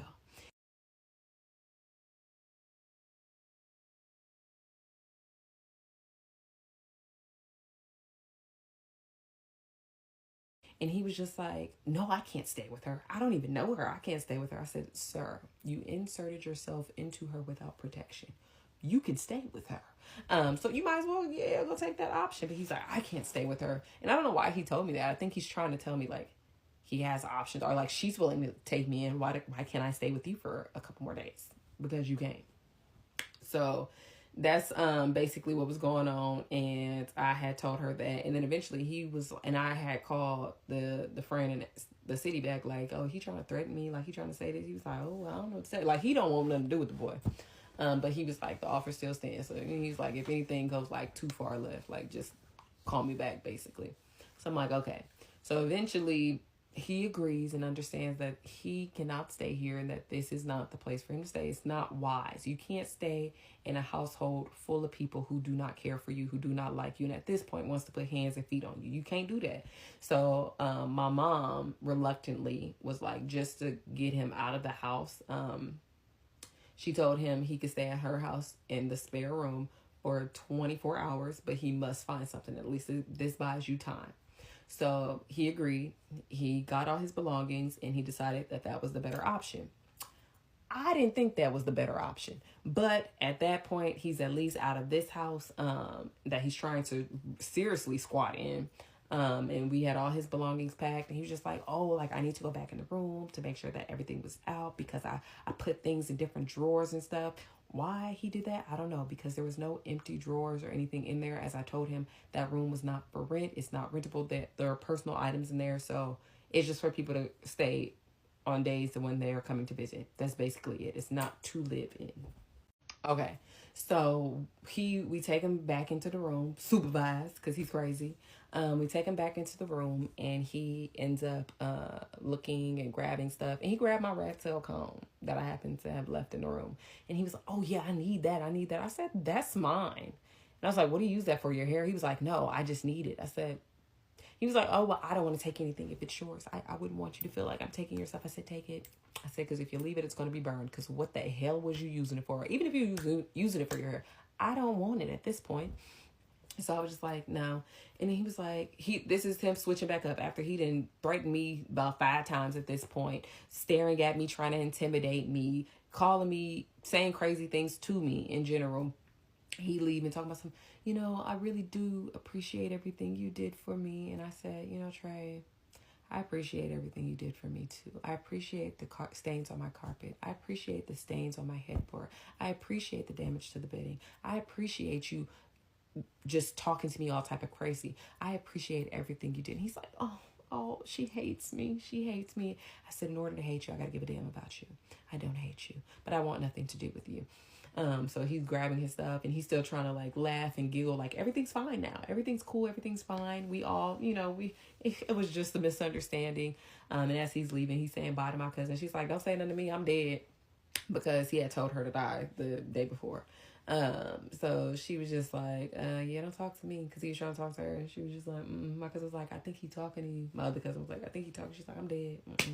So he like leaves, and he's all goofy smiling. Mom packed up the car, and she drove him to her house. Mind you, her house is only a block away. Not even a block away, it's like on the same block. So with that being said, I was like, okay. He left. We made sure we kept all the doors locked, because sometimes as family we in and out of the house. Not all the time it'd be locked, but we made sure to keep everything locked. I had purchased new locks to change on the door that was like frequently used by people to come in and out of. I changed the lock on that. It took like a day for it to get there. So until it arrived, I just made sure that the door was locked. So we did that, and then as he was gone, I started to do some research. I started to figure out what's what and what's not, because this man has just said any and everything. And if he would have left this house, I would have never spoke to Jay. I would have never spoke to the friend in San Francisco. I would have never gotten Jessica's number. I be wanting to say Jasmine so bad. I would have never got Jessica's number. I would have never inquired further. Like, if he would have just left, I would have never said anything. And he probably could have even said hello to me on the street. Like, "No, you can't hang out. No, you can't come to my house. No, you can't do none of that." But I would have been like, "Hey, how you doing? You be good, be cool," and kept it pushing. But yeah, so I started to do some digging. So in my season of discovery, because I'm like, now I need to make sure that I got something in my back pocket, because if he decides he doesn't want to leave my mom's house or do something crazy. Now, mind you, I know some people probably think that's a stupid move. There was a reason why that was the move that we went with. But also, my mom has a big old German Shepherd, got multiple cats. Not saying that cats are, dogs, but some of them is crazy enough to defend you. She has cameras. We communicated. We have family on the block. Like, you know what I'm saying? So it was not the safest option, but that was the best option that was there at the moment for the circumstances. So he was there, but mind you, he left and he was out all night when he stayed with her anyway. So he wasn't even in the house with her at night. So by the morning time it came, me and my cousin, we back and forth. We down there, we waiting, we on the phone, we making sure we checking in and all that. So that is part of the reason why we just let it go. And at that point, he still had respect for my mother. So because he had respect for my mother, I think he thought that she had pity for him and she would just change and just allow things to happen. So I'm just like, okay, whatever. That's the mindset. At least he probably won't go crazy on her. So while he's down there, I'm doing my research. So I'm trying to figure out what's what. So I was able to figure out in his time at my mother's house that his father is indeed not no damn lawyer. I believe he was like a tow truck driver and he owned like a club or something, or some sort of like event hosting or something like that in Louisiana. He was not a lawyer, was never a lawyer. I could actually find like his last 10 jobs that he did. So I'm just like, interesting. Another thing I found out through my ways was that he never paid rent at that apartment, nor was he ever on that lease. He said that he was on that lease. He added her to the lease because her lease was up at first. And then he was like, because she lived with her mama and she's 30 and all this different stuff. So he said he added her to the lease. It was always her lease. He was never on that lease. Another thing, the car. He never had a car out here. He never had a car out here. This man said that he had a video from his neighbor of his car being towed. He fake called the tow truck company. Then he later told me that, his parents paid for the car note, so they just gonna be the one to figure it out. That's gonna be their problem. Like the car never existed. This is stuff that I'm finding out. I also found out he did not go to LSU. He never went to LSU. He went to Southern. He never went to LSU. He went to Southern. Another thing that I found out, because he told me he went to LSU and he studied mathematics. He told my mom he went to LSU and he studied business management. Told my cousin that he went to LSU and studied computer engineering. Never attended LSU. He did not get into LSU. But he did go to Southern and he didn't graduate. He messed it up somehow and he left. This is what was told to me at the time. So I'm just going off of what it is, not what I know now. So yeah, that was something that was told to me. His friend Jay, the one that he said is in the psych ward, turns out he went to LSU. Turns out he majored in like computer engineering or something like that. And he works in tech, if I'm not mistaken. And basically Trey would take pieces of Jay's life and say that it's his and use that to like get women and get women to like him. There's even one instance where he basically built Jay's character up so much that the girl realized that who the real Jay was and ended up liking him and talking to him, and that made Trey upset. So I found out that information. Figured out his mother's phone number. Already had Jessica's phone number. I figured out her address. I figured out, where some of their socials, like what they did on social media.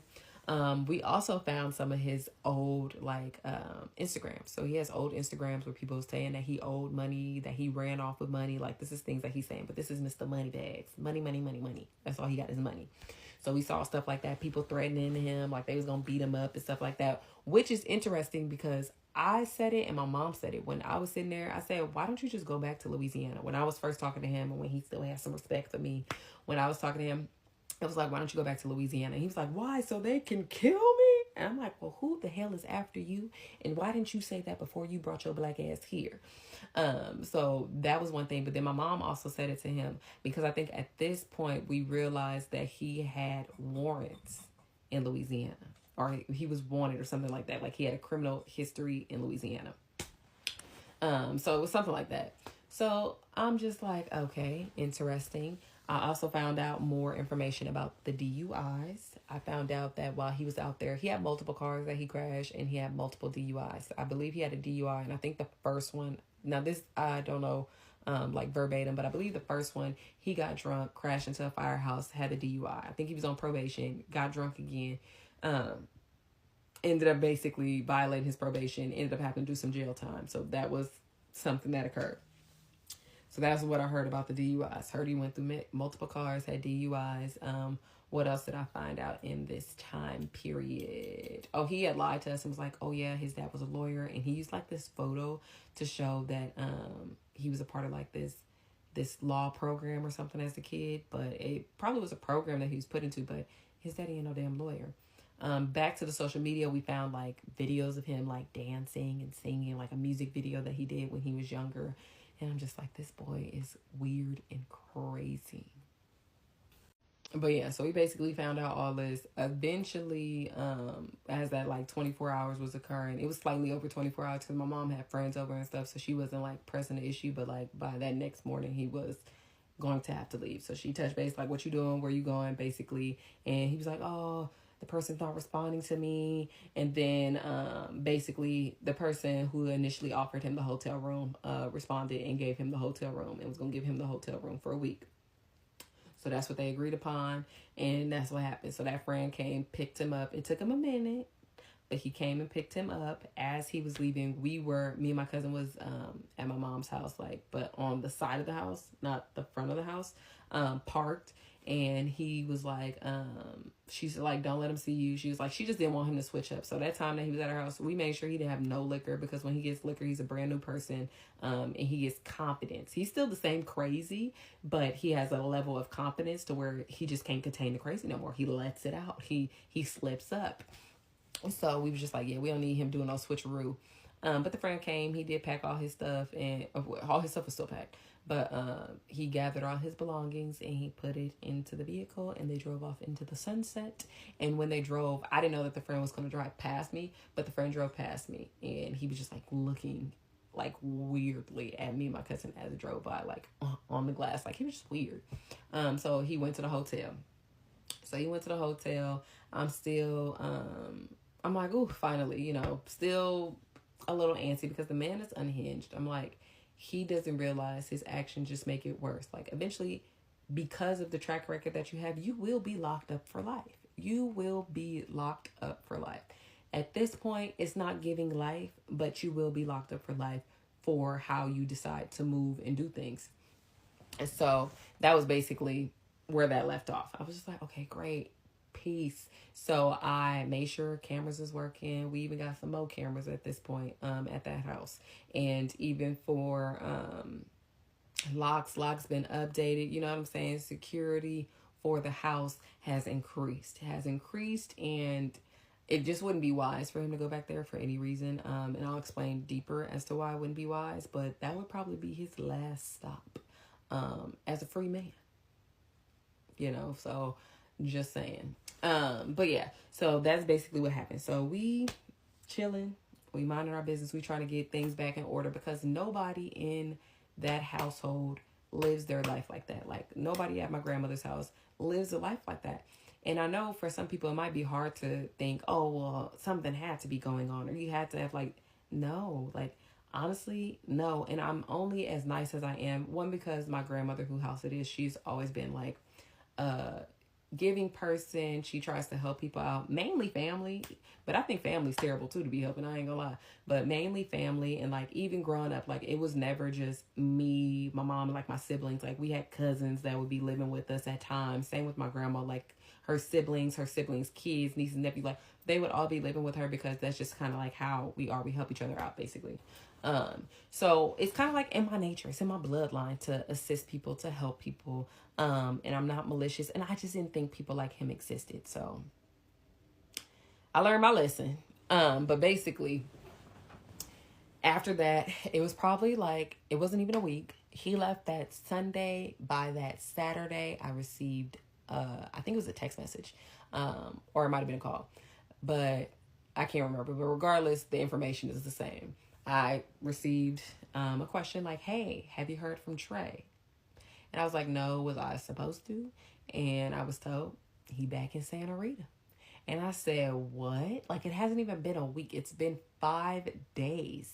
And when I got the information, it was day 6, but I believe what happened occurred on day 5. So I'm like, it's been 5 days. Like, I don't understand. Like, something is wrong with the boy.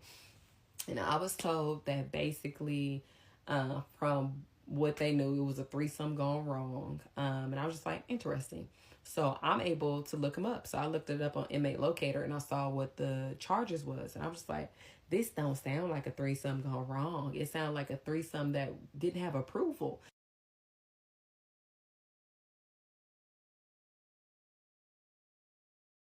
And even the person was like, yeah, that do sound like that. He was like, that's too much. Like, I just can't do it. So we just kind of like spoke about it briefly, hung up, and then I kind of went on about my day. Now, mind you, from this time to it, let's say now I'm going to talk about like a 2-week span as to what occurred. So when that happened, I'm just like, that is crazy. This man is crazy. So I look it up. It say what he was in there for. If felonies similar to what he did with his ex-girlfriend, like the type of charges was similar to that. So I'm just like, oh, here we go again. So I ended up, I looked it up on Inmate Locator, but during that time frame, I was still finding out information about different things that was going on. But one of the things that did occur was my cousin still was receiving all these phone calls from random numbers, and it was pissing her off. So at this point, she was sick of it. She was just like, do you still have his mother's number? And I was like, yeah, I do. I said, now, mind you, I don't know if it works. I never called it. I never texted. Nobody gave it to me. The way that I acquired it was my own way. I figured it out. But I never called it, never texted. So I didn't know if it worked because I had to try and figure it out. I don't want to reveal too much. But basically, I had it. So she was going to give it a try. So I gave her what I had, and she was like, I'm a 3-way. So she did it with me on the phone. She did it from like a block number, and she called, and she was like, hey, is this Trey's mother? And she was like, yes, this is. And from what I heard about this woman, I heard that she's a very sweet lady. She don't have no control over her son. But from her track record, she put her man first. She put her man before her kids, is what I've been told. And I can only go off of, the information that's provided to me. But she does seem like a very sweet lady, and she just doesn't have any control over her son.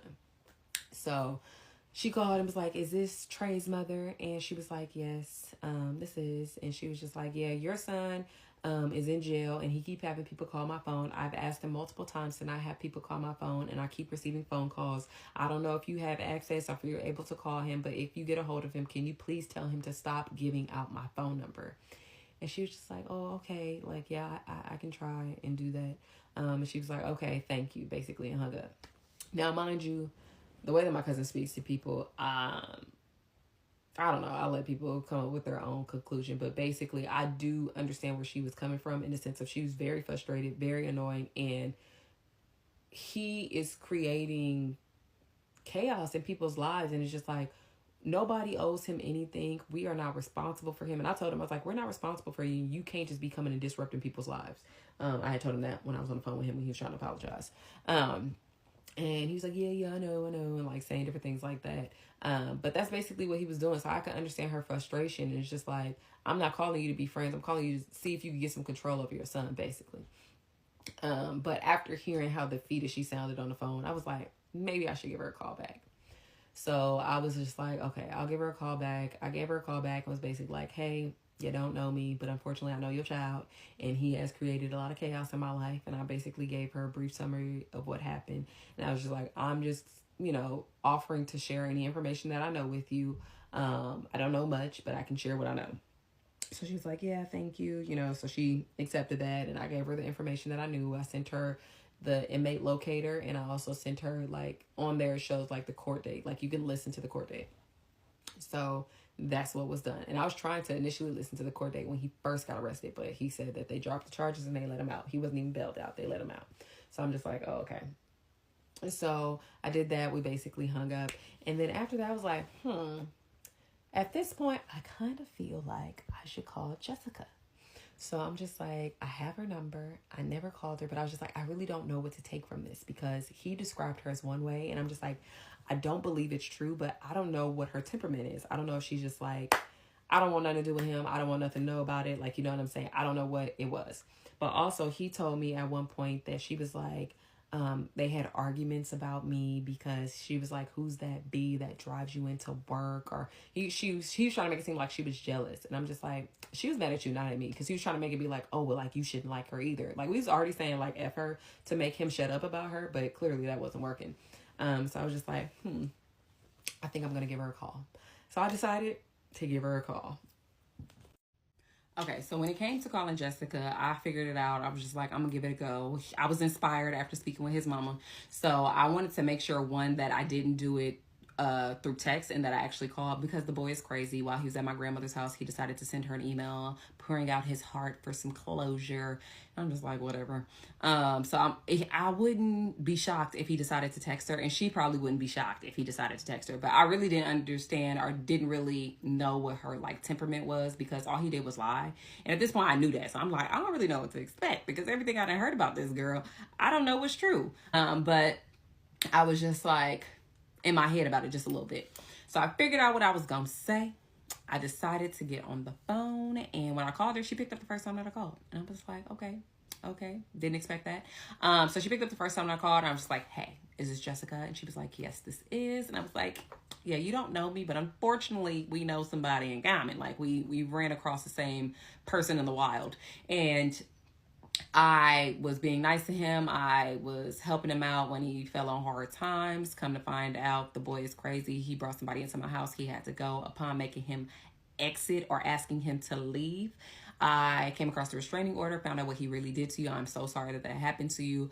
And I just wanted to reach out to you after seeing that, to just see if you had any questions for me, as we did carpool together. So, or as we were, I don't know if I said carpool, but basically as he did share some things. So maybe I could answer some questions for you from what he shared. And she was just like, how do you know him again? So that's when I was like, oh, we were coworkers and we carpool together. She was like, oh yeah, I know who you are. So I was just like, okay. And so we got to compare notes. That's one reason why he got so far. That's one reason why he got as far as he did, because nobody compared notes, and he made sure that we didn't communicate. Like, he never gave us his mother's number. He never gave us Jay's number. Like, he made sure that we didn't talk to people who may have known like real information on him. So yeah, we get to compare notes. I will say the version of the story that she gave me, but in a separate video. One, because I want to make sure that I get some of the pieces that I may not remember. Like, I have to go look back at text or look back at different things. But yeah, I'll give the version of that story, but I feel like that needs its own video because it's long. But yeah. So we compare notes. I told her what he said about what happened that day, and she was like, he's such an effing liar. And I'm like, girl, I know.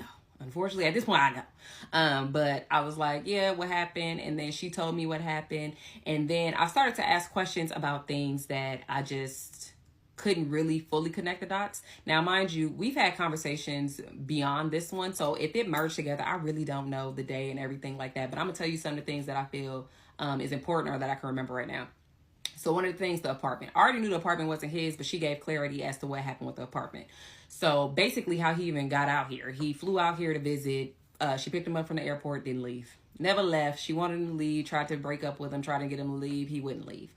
He had told her at one point he had an apartment in Concord. Never went there to the apartment. So I don't know what he was talking about. And she couldn't get him to leave. And I told her that he told me like, oh yeah, he paid this much in rent. He was paying the rent, and that he gave you money and you spent that money on the other guy. And I'm just like, okay. She was like, yeah, he didn't give me money for no rent. She was like, that was something that we argued about a lot. He gave me money one time. So he was there for like 8 months. He gave her money one time for the rent, and it was $2,000. Mind you, that is not her rent. That's probably like half of her rent. And he gave it to her, and she said he complained about it after doing it. Like, oh, you're probably pocketing the money. You're not really using that money for rent. And it's like, so what if she wasn't? You've been here for 8 months and didn't hand over $5. Like, what are you talking about? She could use it for whatever the hell she want to use it for. That's back pay at this point. So she was like, yeah, he gave her a hard time about that. And then what else did we talk about? Okay, yeah, the car. So car is not a thing. We established that's not a thing. I had told her about the night that I had helped him out when we like first started working, a few weeks after we had started working. And she was like, yeah, he probably was calling me because I wasn't going to let him in the house, because apparently he was always out at all hours of the night, and she wasn't going to get up to let him in the house because he did not have a key. At one point, he had a key, like she had made him a key, but he didn't have a fob in order to get into the building. And he lost it. He loses everything. When he was at my house, he lost his phone. He lost his credit card. He loses everything. So yeah, she didn't have she didn't get him a key fob, and she didn't get him a key. So when I was like, oh, he had to go back and leave the keys on the table because he took her keys. He needed to go put them back on the table because those were her keys and not his, and he wasn't supposed to leave with her keys. Just bringing it back. There was a reason why I mentioned it. So that was weird. The car was not his, didn't exist. Nothing was towed. He never had a damn car out here. The cousin, I asked about the cousin. I was like, you know what? He said the cousin was a reason why y'all was arguing at one point. And she was like, yeah, no, I've never met a cousin. You never had a cousin here. I said, what? She was like, yeah, I've never met a cousin. I was like, well, let me tell you what he told us about the cousin. So I told her the story. She was like, he's such a effing liar. She was like, he was the cousin. At this point, he was the cousin. And she was like, the only difference is he didn't give me no damn space. Like, because he said he had got the cousin a hotel room because he just couldn't take in what he was saying and all of that. So she was like, he never left. She was like, he did not get no damn hotel. And I was like, thought so. But the whole pork chop thing, she wasn't making no damn pork chop because she is vegan. That's probably the only thing that he told us the truth about, was her being vegan and her damn name that he wouldn't stop saying.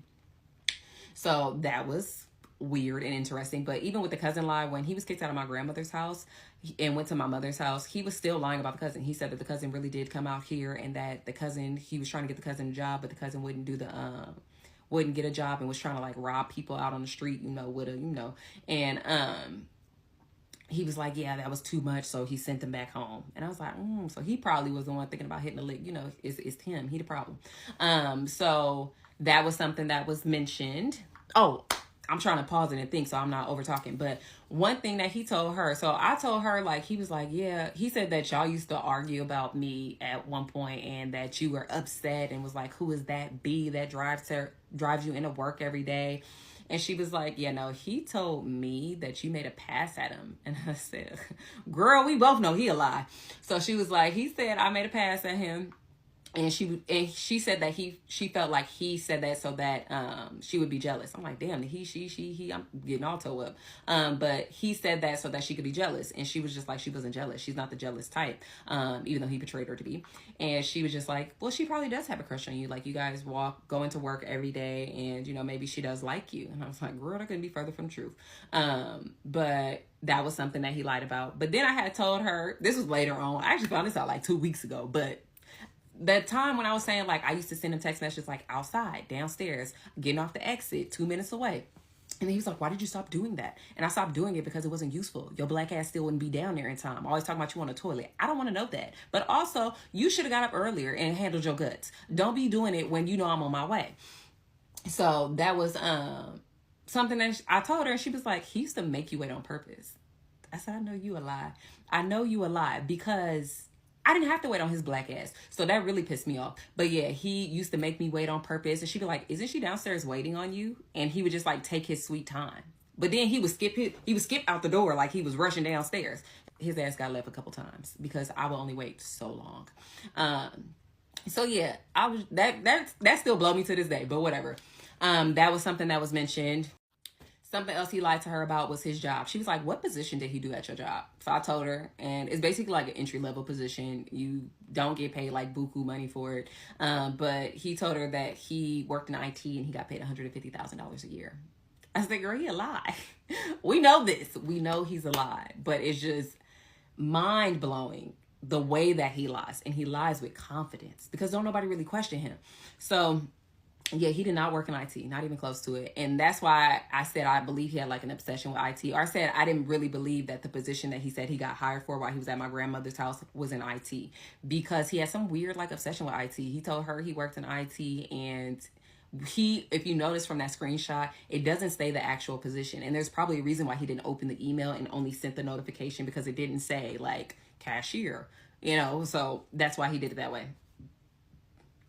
But yeah, so that was something that she mentioned. There's a lot of stuff. So I'm going to continue to do what I do. But at some point I am going to also share her side of the story.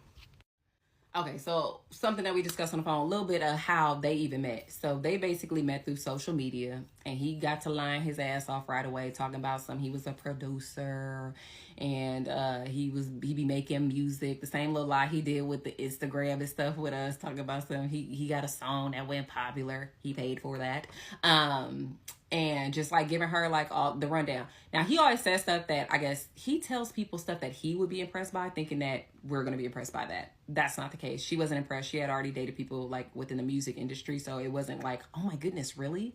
Like, you's not about to be the next big producer. So he was doing that, and he was lying about other things. So he lied and said that, his family would always ask him for money because he's the only one successful one, the only one that made it out, because he works in IT and he's a producer and all this BS. And she was just like, okay. And then the mother, he said that his mother had brain cancer when he had told me that it was his father who had brain cancer, or told my cousin who told me, I think, because I don't think he never told me that. Now that I think about it, he ain't tell me that. But his mother had brain cancer, and that he had to take care of her, or tumor, something like that. I think it's one and the same. But had to take care of her, and that's why he was working hard and doing all this stuff. And then he was like, yeah, his brother wasn't doing good, and he was telling his brother he was gonna cut him off. Basically, he was just lying.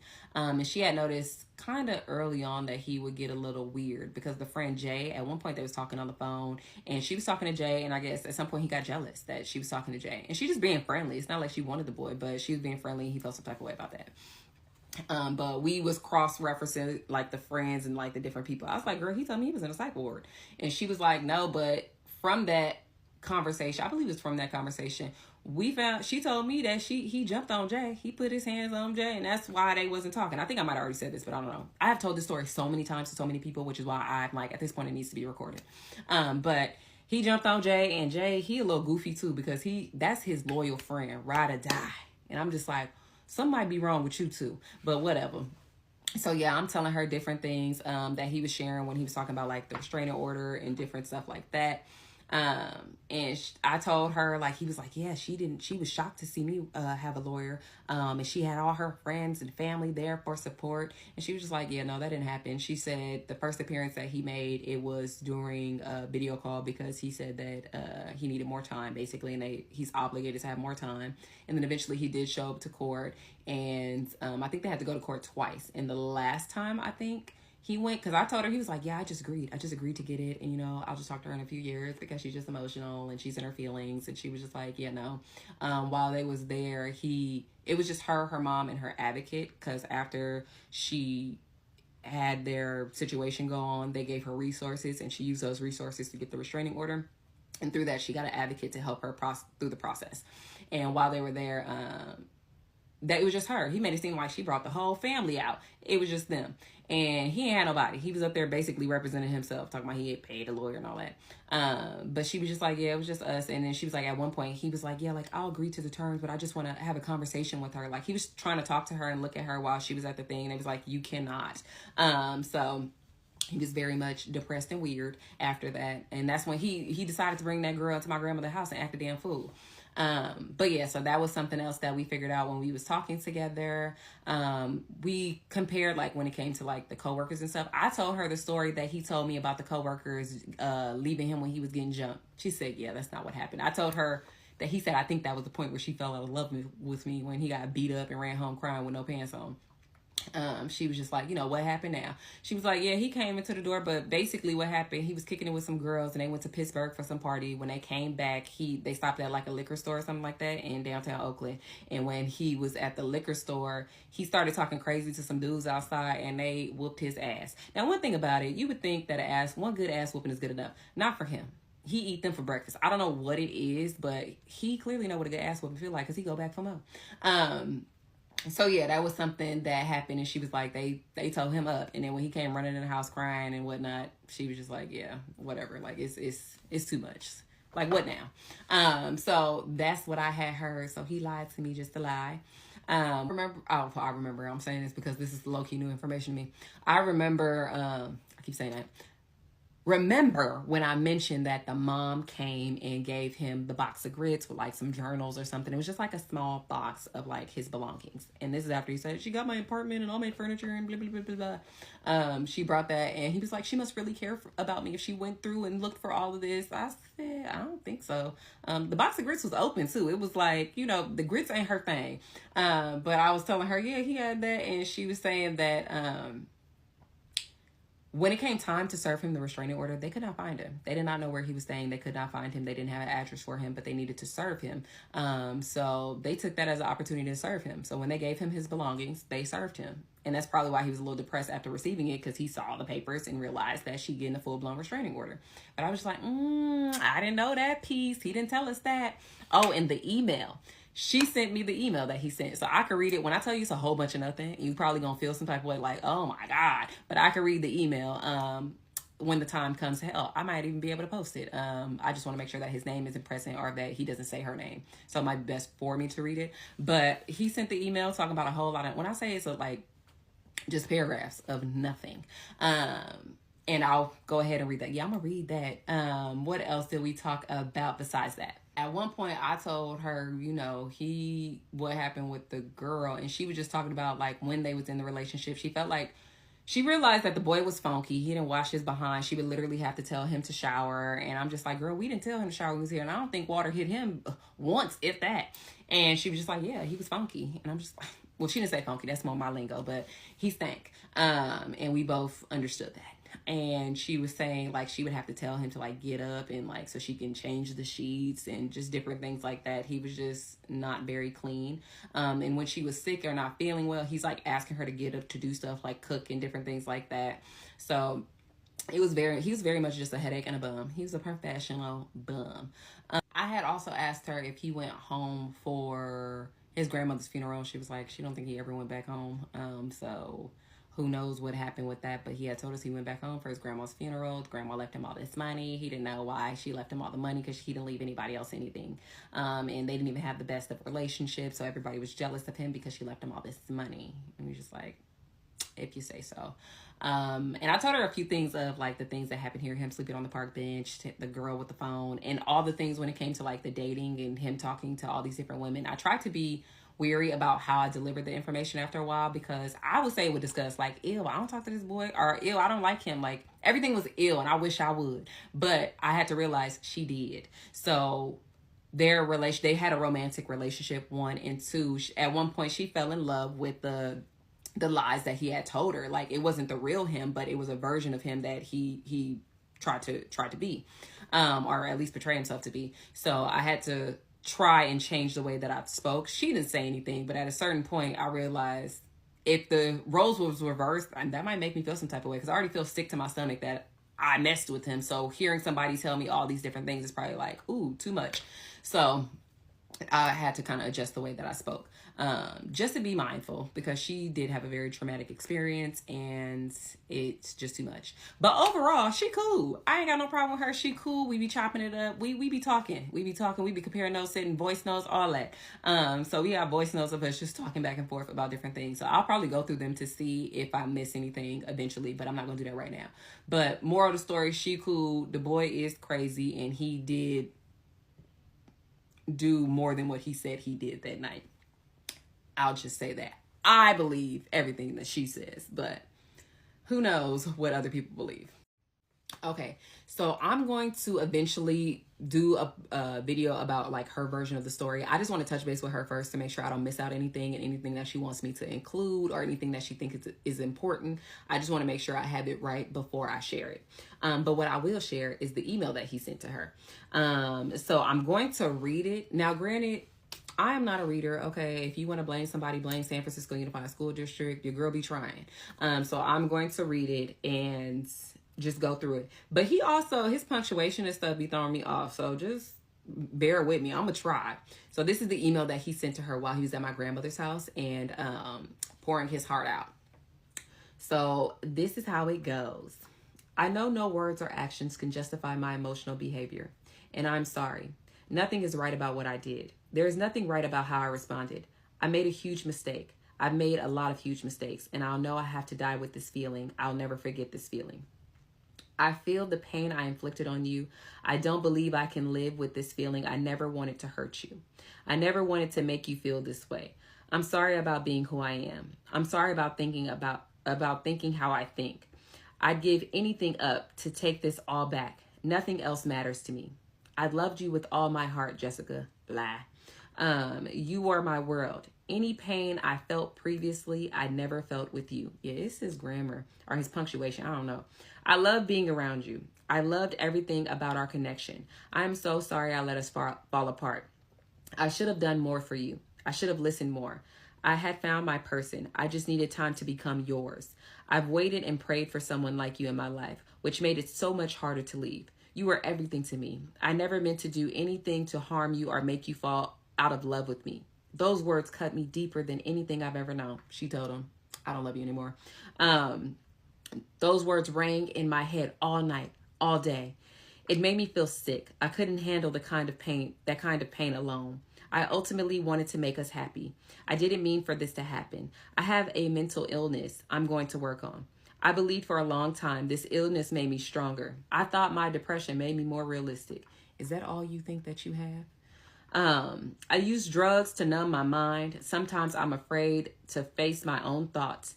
Everything feels dark now. I feel alone. I wish you was, because why was you here? I miss you so much. I know we can never be again. I've done something unforgivable and I regret it all. You never deserved any of it. No matter how bad I was hurting inside, I should have walked away when you asked. That is not who I am or who I want to be. I can't even read this straight. That'll never happen again to any person for as long as I exist here. Maybe I shouldn't read this. You were the first person in my life who made me feel genuinely loved. I wish I would have shown you that side more. You made me happy. Sitting here now, all I can think about is what I should have done to make you just as happy. I have a bad case of tunnel vision as to where I only see my goals or plans. It wasn't enough. I should have included you more in my ideals.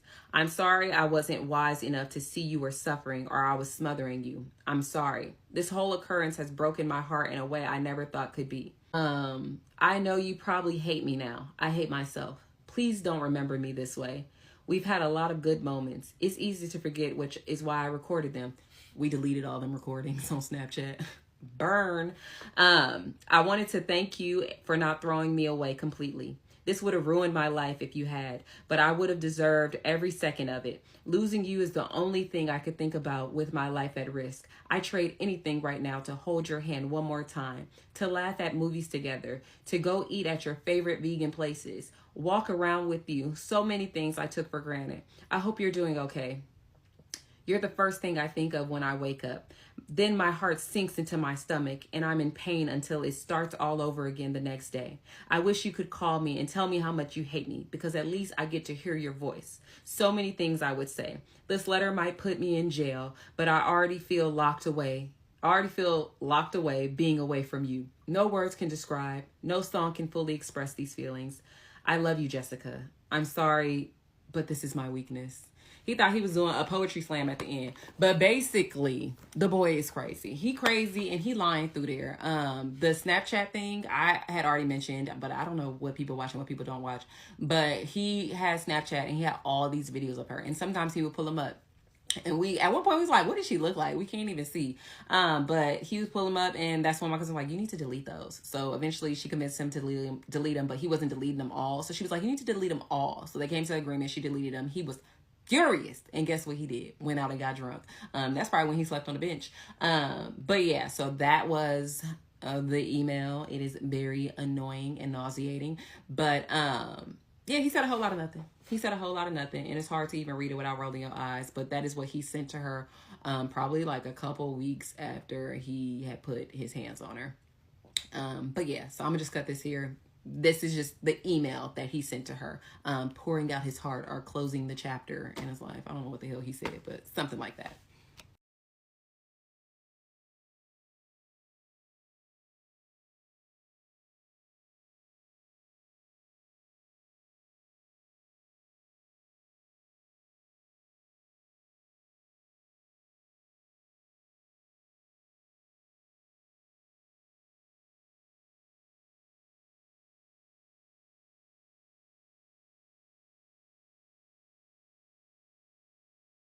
Okay, so we're going to move on a little bit from Jessica, sort of, kind of, at least from our conversations. Now, some of the stuff that I mentioned in those conversations wasn't necessarily all from that one phone call, but it was from conversations that we had. I can't remember everything as so much has occurred with this little demon running around. So I have to try and, speed it up a little bit. So after speaking with her, I would check inmate locator every day because I was always trying to make sure they kept his black ass locked up. So I was checking it every day just to make sure that he was still in jail. As last time they released him with the similar charges, like they cut him loose. So I was watching and I'm looking. And as I went on it's probably like a couple days after, I had noticed that on the inmate locator, the charges updated. Like they added additional charges to it. And as I'm looking at the charges, I noticed that they were the same ones from Jessica's case when he was first arrested for her. So I was just like, interesting. I think they added her charges. So I sent her a text like, hey, has anybody contacted you? It looks like they added your charges to this case. And she was like, no, nobody has reached out to me. And she was like, yeah, it looks like, basically she agreed. It looked like they added the charges. So I had sent her the inmate locator, so she looked at it. And then we were talking about like the court date, because it shows the next hearing when it's supposed to occur on that same page, and it tells you like what courthouse it will be taking place at. So she asked me if I was going. I was like, no, you know, I got a job, so I ain't gonna be going to it. And she was working too. I think she was just curious, because at this point I'm like, this man, I want to make sure he locked up. So should we both do? So when I saw it, I was like, but we can listen in. So I basically realized we can listen in. So she was like, okay, she'll try and listen in. You know, she'll be at work. I was like, I'll try and listen in as well. I'll be at work. So, I was going to listen in and just see. So I'm working throughout the day, and I'm listening in, just got my headphones in and continuing to work. When the court date came, we're listening because we don't have like a list or nothing. All we can do is listen and hope that we don't miss anything. So we're listening. They went through like the first half of the day, nothing. And I'm like, I'm so glad I did not take off to go, nothing like that. And then they went to like a lunch break. They came back, and the judge finally like called his name, but he was like, he has to recuse himself from it. I guess there was a conflict of interest. I'm like, why did he have to recuse himself? I'm like, does he know the person that he probably put his hands on? And then when that happened, we had to wait a little bit longer, and then finally a judge came. So the judge came, and basically they laid out what happened that night. Like, they laid out what happened. And I honestly, I would say I'm not shocked, but I was shocked. So basically, this fool attacked somebody else, and this person works in like I don't think this is like the proper way to say it, but it's like in a law enforcement environment, if that makes sense. So let's say he attacked somebody who worked at a police station. That's basically what it is. The only reason why I'm not revealing it is because it's still an open case. So I don't want to jeopardize anything, and I don't know what I can and can't say. So I just want to be very cognizant about what I say, as well as I don't know the victim, and I don't want to reveal anything that may put them in the spotlight. So I'm just going to call the victim. I'm going to call her Diane. I don't know what her name is. Hopefully that ain't the girl name, but I'm going to call her Diane. So basically what happened, they were out and about. Diane was out with her sister and some other gentlemen. And then Trey was out and about, and they happened to be in the same area. I believe it might have been a bar, but it was downtown Oakland. I know he at least went to a bar. And then they was talking, and at some point they left in a ride share to go home, and he finagled his way into the vehicle somehow, and he ended up at her house. I think the sister was dropped off at one location, and then he ended up at her house. Now, mind you, I'm doing this all from memory, so forgive me if it's not set in stone, and we can't record it or anything, so I just have to take from what I remember. So basically, he made his way to the victim's house, and when he was at the victim's house, he asked her, I guess when he got out the car, "Where's your phone?" And she was like, "I don't know." Like, this should sound familiar to anybody who's been following the story. He said, "Where's your phone?" And she was like, "I don't know." This is a completely different girl. He was like, "Oh my goodness, you must have left it in the car. Like, I can help you find it. You know, if you let me up to your apartment, I can try and figure out how to get your phone back and whatnot." So he convinced her to go up to her apartment. He went up to the apartment. And while he's up there, he's on the phone acting like he's trying to get the ride share to come back. He said he was on the phone with Lyft, and he was like, he's trying to call them back. And he said he worked in IT. So that's why she was like, okay, like said he was going to do something to get it back. And I'm just like, girl, what can he do?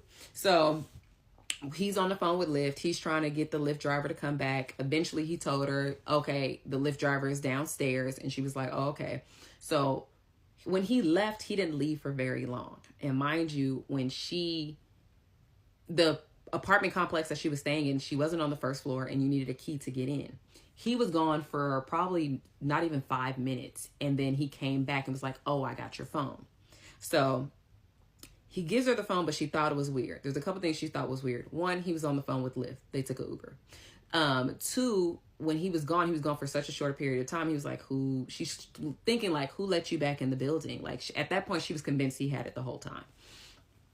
Which is pretty on brand from the other story that he told about the girl who called him a loser or something, and he lied to her and said the phone was in the car. So after she got the phone, she's basically trying to convince him to leave. Like, okay, well, it's time for you to go. So, thank you for giving me my phone, but you must leave. And he wasn't trying to leave. So he wasn't trying to leave. And, you know, a warning here, it does get a little intense. I'm not going to go into detail, as I don't know if these details will reveal this person, and I don't want to do that. But basically, he tries to force himself on her, and she is fighting back. And eventually she kind of convinces him to like give her a moment, and like almost like she's willing to participate. And once she does that, he's so drugged up and drunk, he falls asleep. So once he falls asleep, this is her time to escape. She was able to escape and go to safety and get somebody to basically come and arrest him.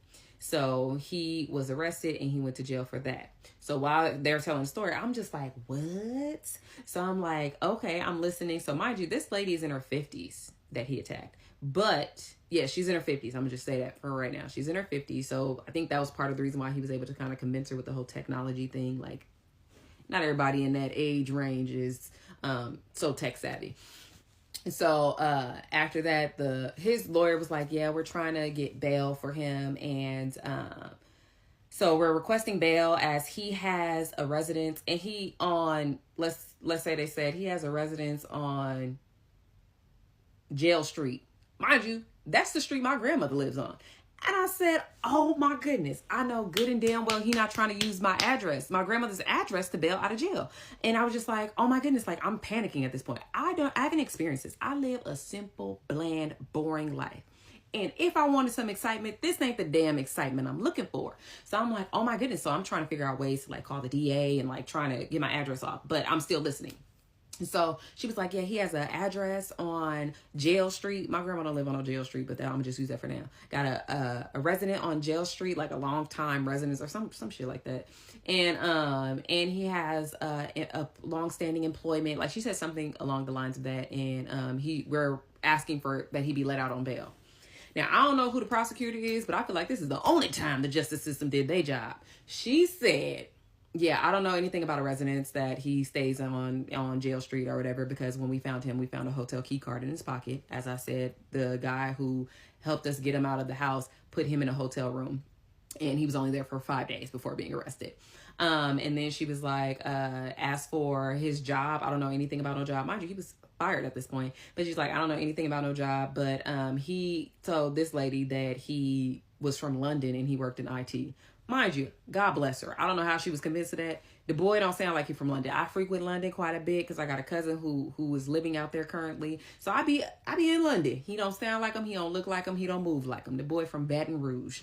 So yeah, he said he's from London, and she had also said his lawyer had said, oh yeah, he went to Southern. So she mentioned that he went to Southern. Why she mentioned he went to Southern? I guess she was trying to say he was educated. Where? But that was something that she mentioned. So that is what the lawyer was saying. After that, they kept him in custody and he remained in jail. But that was probably the only time that I saw somebody actually fighting for his victims.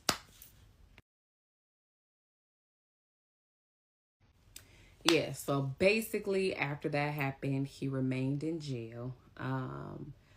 They basically kept him in custody. So once that happened, I'm still trying to follow along. Well, no, I'm not even trying to follow along. At this point, they kept him in jail. But after hearing that, I'm calling whoever I can call. I was trying to call the DAs when it was happening. I'm listening, but I was trying to call the DA office at the same time to be like, hey, like you have an active hearing going on, and this guy is lying about his bail. His address. Like, I'm trying to get him, a little something put in your back pocket. Like, the owner just called and said he don't live there. So I'm trying to like express that the person was useless on the phone. Like, are you a victim? Are you this? Are you that? Because then you would call this line. And then I'm like, oh my God forbid somebody try and run down on me. You got to get you some street justice at this point. So so it was just very much useless. I tried to call the police, like the non-emergency line, useless. And they gave me a number to somebody who apparently they always giving out his number, and he clearly don't want to be doing his job. And he told me there was basically nothing I could do. And I was just like, oh, hell no. So I'm mad. I'm hot. But that was something that happened, but I was told there was nothing I could do basically. And, at one point I did speak to Jessica, and Jessica tried to give me the number for, the person who helped her with the restraining order. But unfortunately, I didn't think I had anything as of yet that I could use to get a restraining order. But the one that she had was specifically for like, domestic situations, like people who are in romantic relationships. After I told them how I knew him, they was like, yeah, well, we can't help you. And I was just like, okay, well, I couldn't even fake like I was in a relationship with him if I wanted to, because it was very much just that bland, that dry. It was very much not that. So yeah. So that was frustrating. That was irritating. But that is what he did. Now, while he was in there, he was trying to basically say he was crazy. Like, mental health. Like, he didn't want to do jail time. He was trying to be sent to some mental health facility and trying to have that happen. It was not working. I believe he was facing like 6 years or something. I think they wanted him to take a deal and he was facing like 6 years. I don't know. I don't know all the details about that, but that is something that I was able to hear. So that's why he was trying to. Now, while he was in there, I received a text message. And this text message was from none other than Delulu herself. Now, I'm like, girl, why is you texting me? And I wasn't even like mad about it, but she texted me and I had gave her a warning, like, leave this boy alone. But apparently she didn't leave that boy alone. So she reached out to me and was just like, hey, you know, like, and she said this stays between me and her. And I don't feel bad sharing this because I think she was just saying, like, don't text him and tell him, like, I'm looking for him, like, at the moment. So that's how I took it. So I don't feel bad sharing this. But basically, she was just like, yeah, have you heard from Trey? Like, you know, we did meet up one time after the whole incident. He apologized. And I was talking to him, but I just haven't heard from him in a couple of weeks. Or I haven't heard from him in a couple of days. And I think she had his location. I think she said his location or his phone has been, no, she didn't have his location. She said his phone has been on, like, do not disturb for, like, few days now. And I was just like, girl, let me tell you about it. I basically said, oh, yeah, girl, he back in Santa Rita. The boy crazy as hell. He didn't attack somebody else. And I was like, just going through the motions, like telling her everything. And she was just like, I don't feel like she was really receptive to it. Like, oh, well, hopefully he gets some help. Like, I'm going to put the messages in. I ain't even about to go back and forth about what that girl just said. But I'll put the messages in or I'll read it separate so that people can hear or get an idea. So yeah, I'm like, yeah, he crazy and you probably want to keep your distance because I'm like, I don't think he'll get out. But if he do get out, you'll probably be one of the first people that he called because he homeless and he looking for a place to stay. So that's basically what I told her. Now, at that time, his bail was $14,000. I think his bail wasn't $14,000. His bail was $140,000 if I'm not mistaken. And his, what you usually pay 10%. So I've heard. So he needs to come up with at least $14,000 in order to be bailed out of jail. So he was, I believe, working on that. So all of that is going on. That's what's going on behind the scenes. And as that is happening, I had called his mother like right after the court date had happened because I don't think she listened to it. But I basically offered to give an update. Now, I don't know why I keep giving updates to people, but I did feel bad for the lady because I'm like, she can't control her son, but I don't think she felt bad for me because god damn, her son was moving and just trying to ruin my damn life. So eventually I didn't give a damn, but in the beginning I did feel bad for her because I'm just like, she has no control over her child, and at the end of the day it's her child and she cared about him. So I was just trying to be nice, which is like, shows that I'm kind of like, I'm not malicious. I don't with the boy by any means, but I feel bad for his mama. So I called her and basically gave an update like, yeah, your son attacked somebody who is in their 50s and works for law enforcement. Let's just say that. And, you know, it was very, very graphic to what he did to her. Like, I didn't give her a play-by-play, but I'm just like, he right where he needs to be. He where he belonged. And at one point she was just like, oh, you know, she wished her mom was around to pray for her. And I was just like, I mean, I could be on the phone with you because if you want to pray, I'll be a listening ear, but you don't want to hear my prayer because my prayer gonna be the opposite. Keep him where he at. Do not release him. But I was trying to be, you know, a little nice to her. But yeah, so I had updated her. Some other things that happened during this time. I collected more information.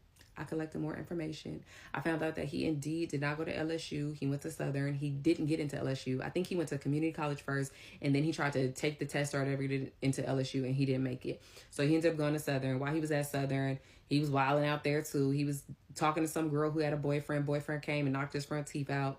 And then he found some lady who basically paid $1,500 for him to get his teeth fixed.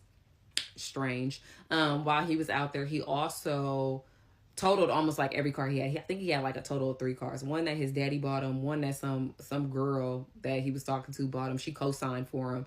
And then he ended up like totaling. He did something with it to where I think she was going to be stuck with the bill, but I think her daddy was a bit of a high roller. And then I think there was another car that he had and he like crashed. And that, I think that was related to like the DUIs. So yeah, that was something that I heard. Another little thing that he did where he was like trying to do like a pity party where he was like, oh, my dad bought me a house and abandoned me in the house and he just left me there. He dragged that on a little bit more than what it was. Apparently the dad did have a house. I don't know if he bought it or was just renting it. But it was in the area of the boy's school and where he worked. So that's why he was there at that place. It was a place for him to basically, you know, use while he was at school. He wasn't living on campus. And he was told he could come back home, and then he was asked to come back home, and I think his mom would go out there and visit him, but he was just being weird about the whole situation, acting like he was abandoned. 1. 2, what else did I find out? I found out that his dad did indeed have brain cancer, and that our brain tumor, and that it did come back, because at one point he told us it came back. The mother never had it, but the dad did have it. Something else that I found out when he first came out here, he stole his dad's credit card information and was using it for Ubers and Lyfts and everything else. So he has a track record of taking people's information and like adding it to his Apple wallet, because I believe that's how he was using it. So yeah, that was something that he did. Found out that he does have family out here in Concord, and he reached out to his family to like get that family information, and dad was like, you're not about to go and ruin my family life. Like, nope. I was like, damn, where was you at when he was trying to be a squatter at my grandma's house? Like, God, y'all need to get control over your child. Another thing I confirmed, his dad was in fact abusive to his mother. She also did try to take, you know, matters into her own hands when it came to her life at some point. Something that she regretted deeply, as you know, that is just something that kind of haunts her, I would say, to this day. Did I find out anything else? The grandma sure did give him a book calling him a loser. When she died, though, there was no money to be left. There was no money to be left. He never went down there to the funeral. They actually had to figure out how to get some funds to put a funeral on for her. So she didn't have anything to leave anybody. But he did say like she favorited one of his cousins and like kind of treated him poorly. Heard that was true. So that's just some information that I acquired during that time. What else did I know? Oh, I found out when he was out here, he was no protection with any of the women that he was sleeping with, including, I knew for old girl, but I found out, or so I was told, that all the people that he was out here sleeping with, he was not using protection, which is why whenever I got a chance to, I notified Jessica, like, hey, you know, just in case, but I think she had already done what she needed to do to make sure she was cool. And then old girl, I had notified her too, like, he be moving. You might want to get checked out because he got a lot going on. You know, I ain't saying so blunt, but girl, that ain't what you want. I'm telling you, that ain't what you want, but she don't listen. We gonna get to her.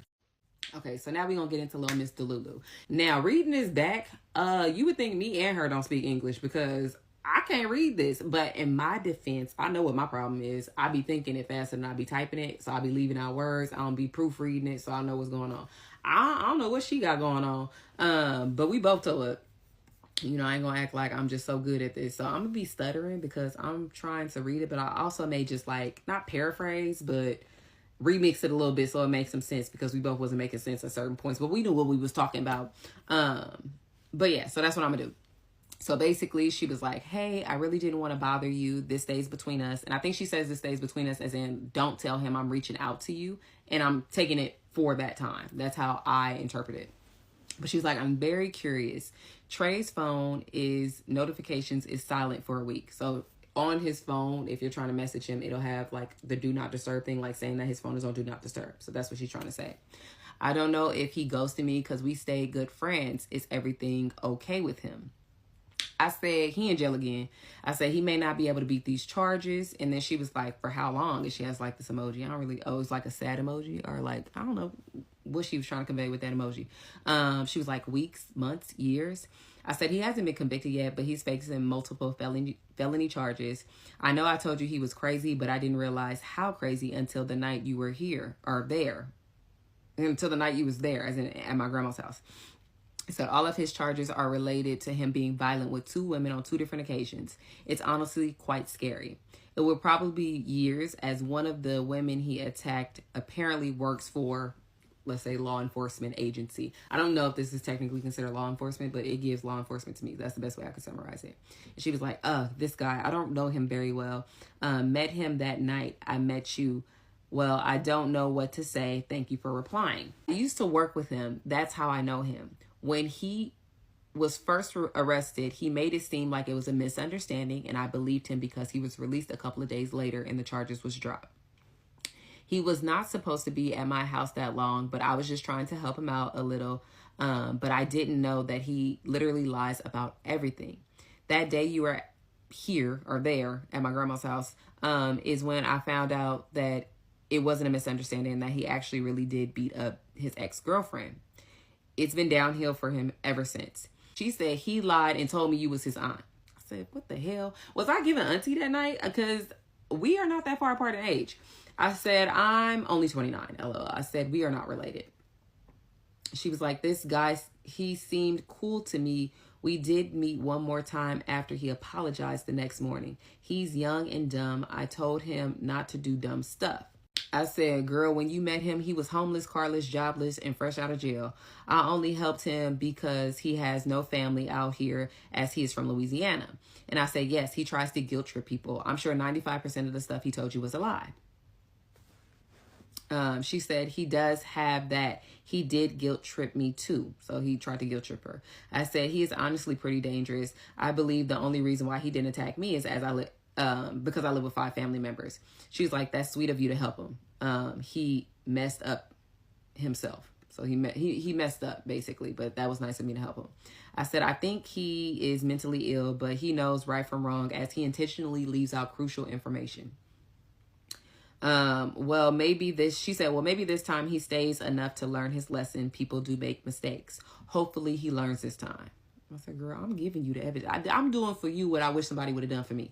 But I said, just FYI, I heard that he slept with many women since he's been out here and doesn't use protection. I'm talking multiple women a week. Just wanted to let you know in case you wanted to get tested, because that night, he was talking about a plan B. So that's a clear indication to me that they slept without protection. At this point, I have been informed that he does not like to use protection, or he hadn't been using protection while he was out here. So then she was like, OMG, LOL, he is so full of ish. He told me he hasn't slept with anyone since he came and wanted a relationship with me. I told him we have an age difference. It won't work. But did get tested today. In a few days, we'll see. Thanks for letting me know. And she kept trying to end the conversation. I guess I'm the problem. Because clearly I'm like, I don't think you getting the message. Leave that man alone. But I said, girl, I've heard that he had slept with anything with a post. He had a girlfriend in May, but after he put his hands on her, she got a restraining order on him. He went to the court that day he met you, and the day she was granted the restraining order. I said he has a bad drinking problem and went out that night to drink and I'm pretty sure he took some drugs. He has mentioned at least 7 women to me since I've known him. I met him back in October at work. I said, it hasn't been a year since I've known him and he has been very busy.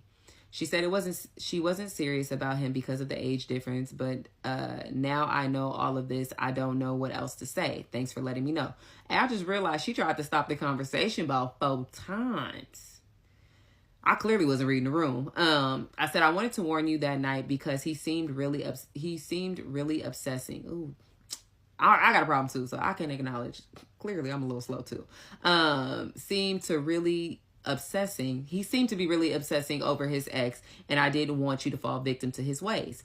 He told me you offered him a place to stay, and I told him that I told you to block him and that he was crazy. He just laughed. She said, I didn't offer him a place to stay the first time. She said, I didn't offer him a place to stay the first time I met him.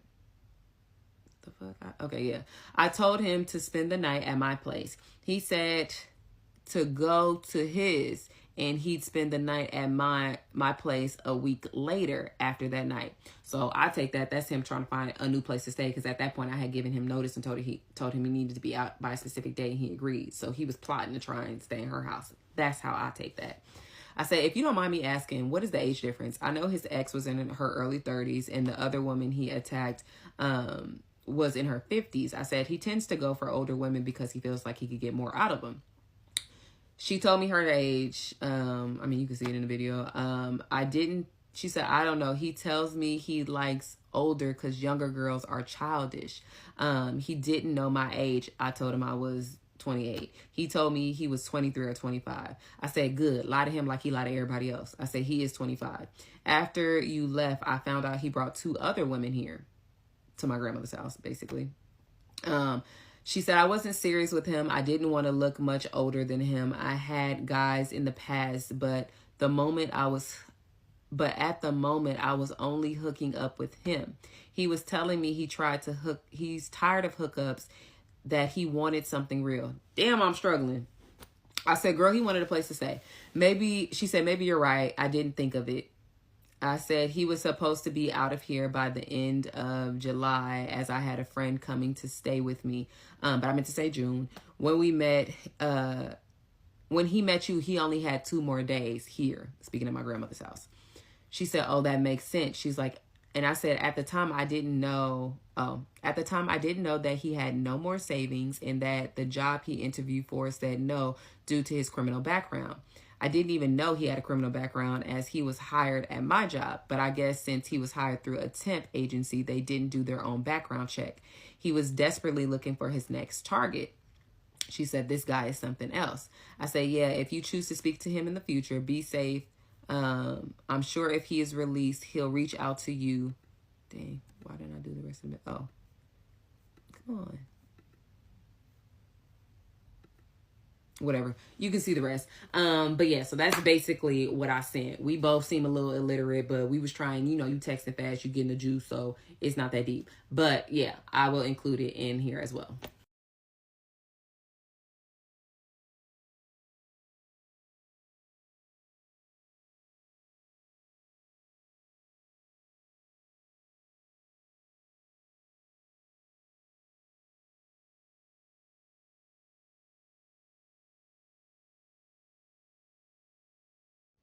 Okay, so where I left off, the boy basically still in jail. He trying to use mental health to get out of there. Like, he's not trying to do time. I think they was going to give him about 6 to 10 years or something like that. That's what they was trying to charge him with.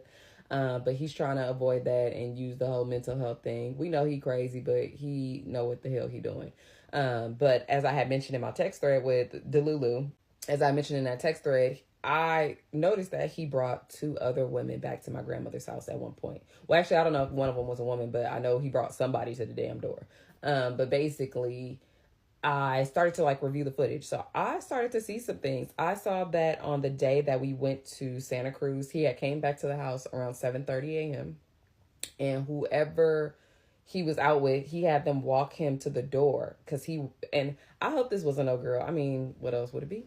But if it was, she had walked him to the door and he was like, give me a kiss. And he gave her a kiss, shut the door, and I guess she walked back to her car. And I'm just like, that's crazy, because I wish I would walk a man to his door. Not like that, but like that.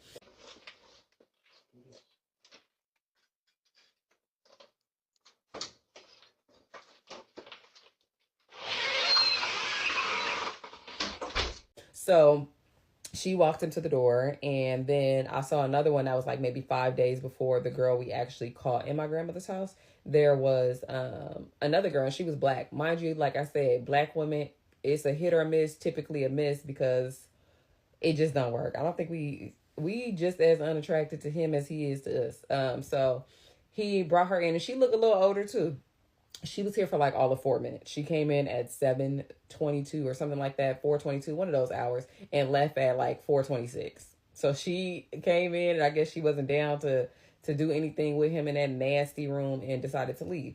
And while she's leaving, she like tried to give him like a hug, and he kind of curved her, and so she walked out the door. But she said something to him. I don't know. I can't really hear what she says. I haven't tried to enhance it, but because I don't know, I don't want to post like an actual video, because I don't want to have her information out there. But yeah.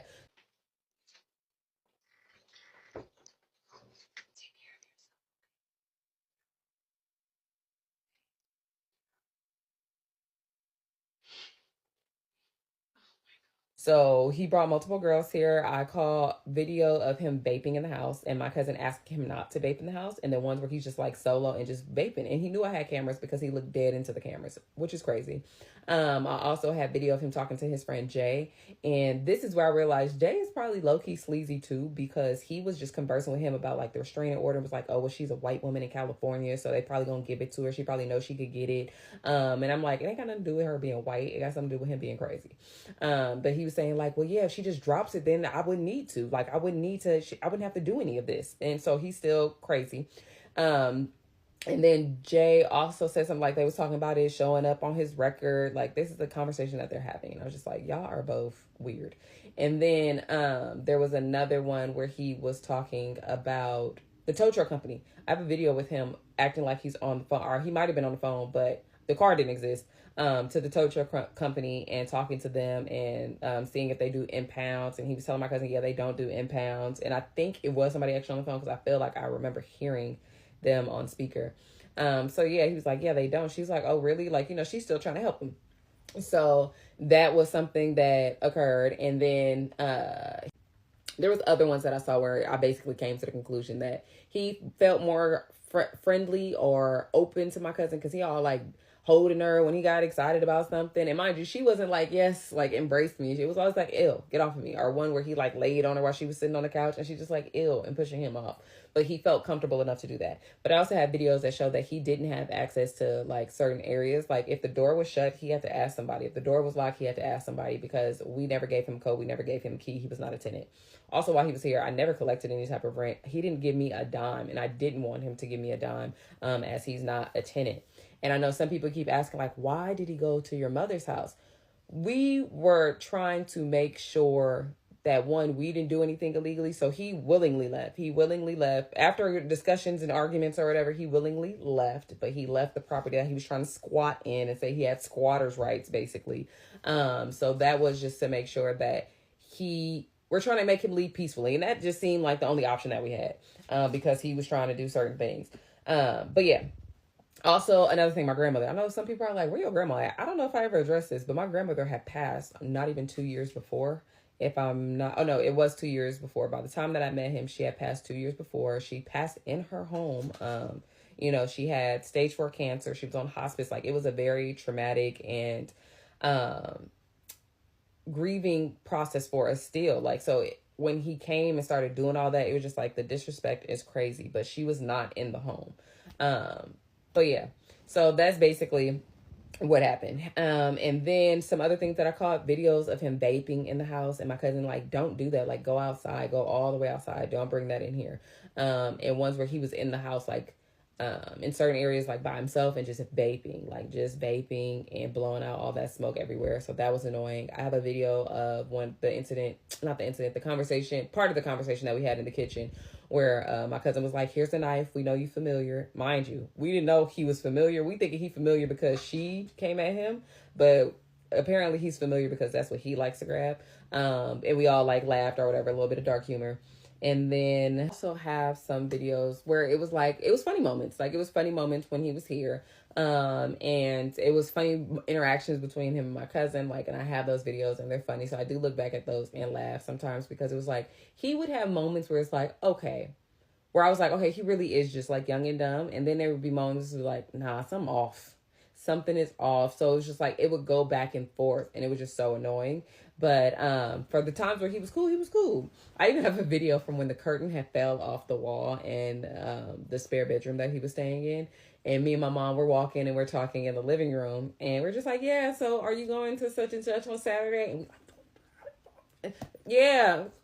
Like, we're just like talking, but trying to make sure he can't hear, because he said he didn't do it, which I don't believe. I'm pretty sure that he did do it. There was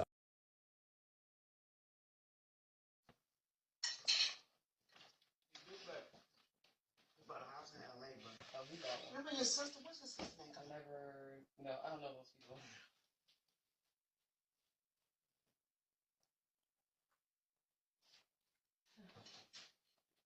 Never knew her.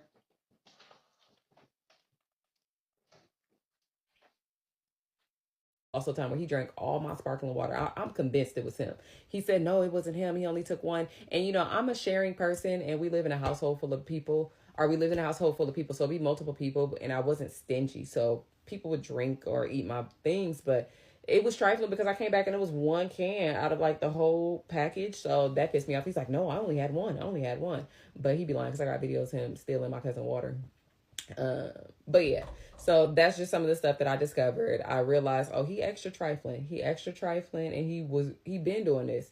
And I didn't know because I would always be asleep. And the hours that he would come in, we wouldn't be awake.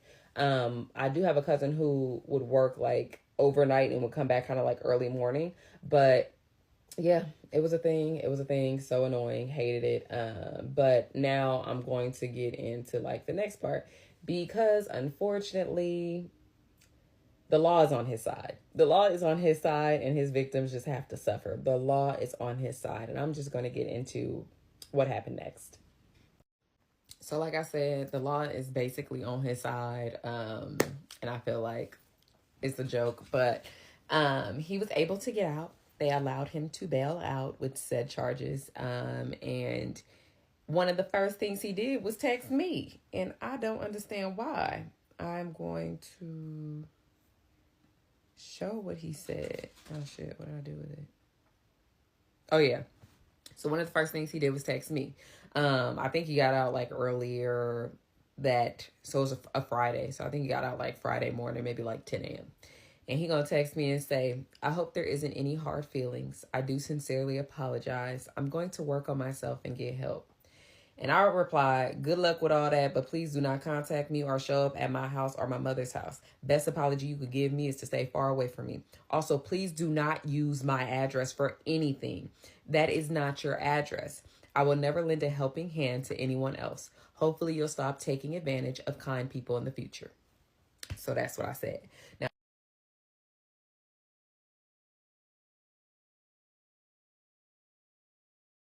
Now, mind you, when he got out, I texted Jessica. You know, I gotta keep my names on point. I texted Jessica and was like, they let him out. And she was like, what the hell? Like, why do they keep letting him free? So I know she was extremely frustrated. So I texted her and she was just like, why do they keep letting him out? And I was like, girl, I don't know. At this point, it's giving no justice, no peace, because we're gonna have to take it to the streets. But yeah. So that's what happened. But not only did I get a text, not only did I text her, I texted her and I told her, yeah, just be aware, like he might try to reach out to your mom because he has his things with mothers, like how he was trying to do with my mother. Like, what would your mother think of this? I don't know and I don't give a damn, but let me tell you what I think, you know, when he had to go. And then with her mom, he would say like, oh yeah, her mom is on my side. She doesn't know why her daughter is acting this way. And, you know, she even tried to invite me over to her house and just like all these different things. Now that I think about it, she probably tried to invite him over so she can serve him the restraining order paperwork. So I think that's why she tried to invite him over. But in his head, she loved her some him. So that was one thing. And then he texted her. He texted her mama. Just trifling. And her mom is so sweet. Like, as she sending stuff like, hey dear, like this is what was said. But basically she shared with me. Now, I don't know if the mother copied the full text that he initially sent, but when he got out, he did text her mom. He said, your daughter literally sat and played with my feelings, knowing she didn't want to be with me anymore, then disrespected my feelings to go hang out with a friend she felt she had to lie to me about because of my reaction, which leaves thought to, if someone thinks about how you would react to a certain scenario and decide to proceed regardless of the consequences to the other person, they don't give a F about you. That's what he said. It's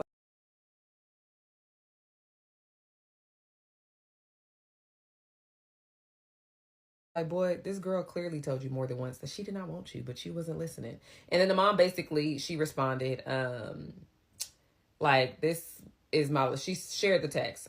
She was like, you used her, you lived with her for how long? You didn't do anything for her. Basically, people said that you was running around on her and you just did her dirty. So he was like, and the fact that somebody bailed you out for $14,000 is crazy. So yeah, she basically said what she had to say, defended her daughter, and blocked him. I don't want to read her message verbatim as I don't know her mother and I haven't spoken with her mother, nor did I confirm, like, should I post your mom's text messages? So I don't want to do that because I don't have any confirmation for that. So yeah, that was the text thread between them. And then so now The next person that he reached out to was Mr. Lulu. I had told her he crazy. He gonna be knocking at your door at some point. And he did. So he got out that Friday morning, and by Saturday early morning hours, she was texting me. So she texted me at 4:30 a.m. and she was like, I should have listened to you. He tried to trick me. Now, when I'm reading hers, I might have to like paraphrase some of it because I be struggling reading my messages, but for whatever reason, hers is worse. Like, I'm like, I have to like really translate. But yeah, I said, yeah, he just got out and he's back to his old ways. I have no idea why they keep letting him out, but he'll go back eventually. What did he do? She said he tried to transfer money from her Apple Pay off her phone.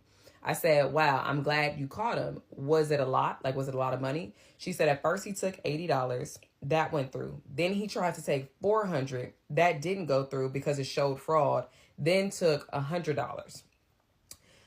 She said he said that she sat on it and it was a glitch. Like, that's why it shows that that it was her fault basically. And she was like, it's not a lot of money, but she doesn't have a lot of money and she lives paycheck to paycheck. So it's a lot for her. And I'm like, fair. So I basically was like, sounds like enough to me. He usually takes women's phones to make them think that they lost it, then pretends to find it when he had it the whole time. She said he flipped it and made it seem like she sent it by mistake. I said, yeah, because he's manipulative. Everything is everyone's fault. I'm just glad he didn't put hands on you. He seems to go that route if he's alone with someone. She said he made her believe that it was all a lie and that people only want money out of him. And I'm assuming by people, she was trying to include me. And I'm like, girl, he ain't got no money. But my response to her was, girl, he is the bum. He would tell us that he had so much saved up and that was a lie. I heard he was using his dad's credit card information at one point. He's looking for his next victim as he has no place to stay. She said, you were right.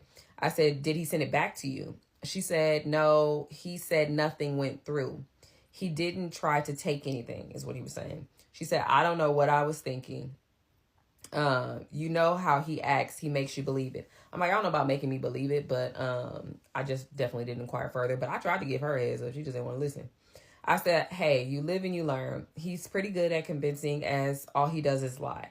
He's had a lot of practice manipulating people. She said he was acting like he was trying to go through her dating apps and act all jealous. So I think that's how he got her phone. Like, oh, let me see your dating apps. And then decided to start sending himself some money. That's how I interpret that. I said, he's done that to a couple people. I said, did you meet him on a dating app? She said, no. She met him in Oakland in front of a bar the night that they had met. I said, yeah, he said something like you were with your sister and he convinced you to go with him. But I wasn't sure if that was true. He's constantly on dating apps. And I think at one point he was banned and had to sign up with a new number. She said, yeah, she was with her sister. They were at a bar and he was at another bar. And then when they were going back home, they met in front of a food truck. I said, oh, I said, would you look at that? He actually told the truth. I said, he probably only did because at that point we knew all he does is lie. Honestly, he'll be back in jail in no time. I'm sorry you ever met him. She said, I don't know what it was with him. I know there's an age difference. He was good to me. And I guess the SCX was great. But she said she was so done with him. And I'm just like, I don't know how to say it was good if the boy was funky. Even when he got out of jail, he didn't take a shower. I feel like that would be the first thing you want to do is take a shower. But then again, he was already in them showers. But I say, yeah, that all fades pretty quickly because he is a psychopath in the making. One day he's going to take it too far. Like, they won't take it seriously until he takes it too far. And she was like, true. Thank you for looking out for me, basically. I said, no problem. I said, after I realized how he truly acts, I wanted to warn as many women as possible. Who knows? It might save a life. That's basically where we left it off at.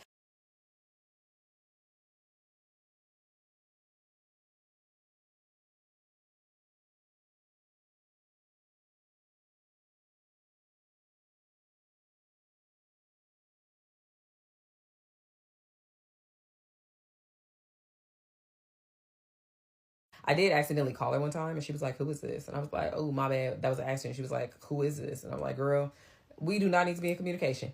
But that was like the text messages between it. So he got out and he started back on his BS. He calling people that he ain't got no business calling and reaching out to people. It's crazy. And even when he got out, at that point, he had his friend Jay reach out to Jessica and like try to be like, oh, he just wants to have one more conversation with you. And she was just like, you're violating my restraining order. Like, you are a part of the problem at this point, because why would you do that? And why would you think that's okay? Like, he's well aware of the restraining order and he's well aware of the situation, probably more than any of us, because Trey is actually somewhat honest with him.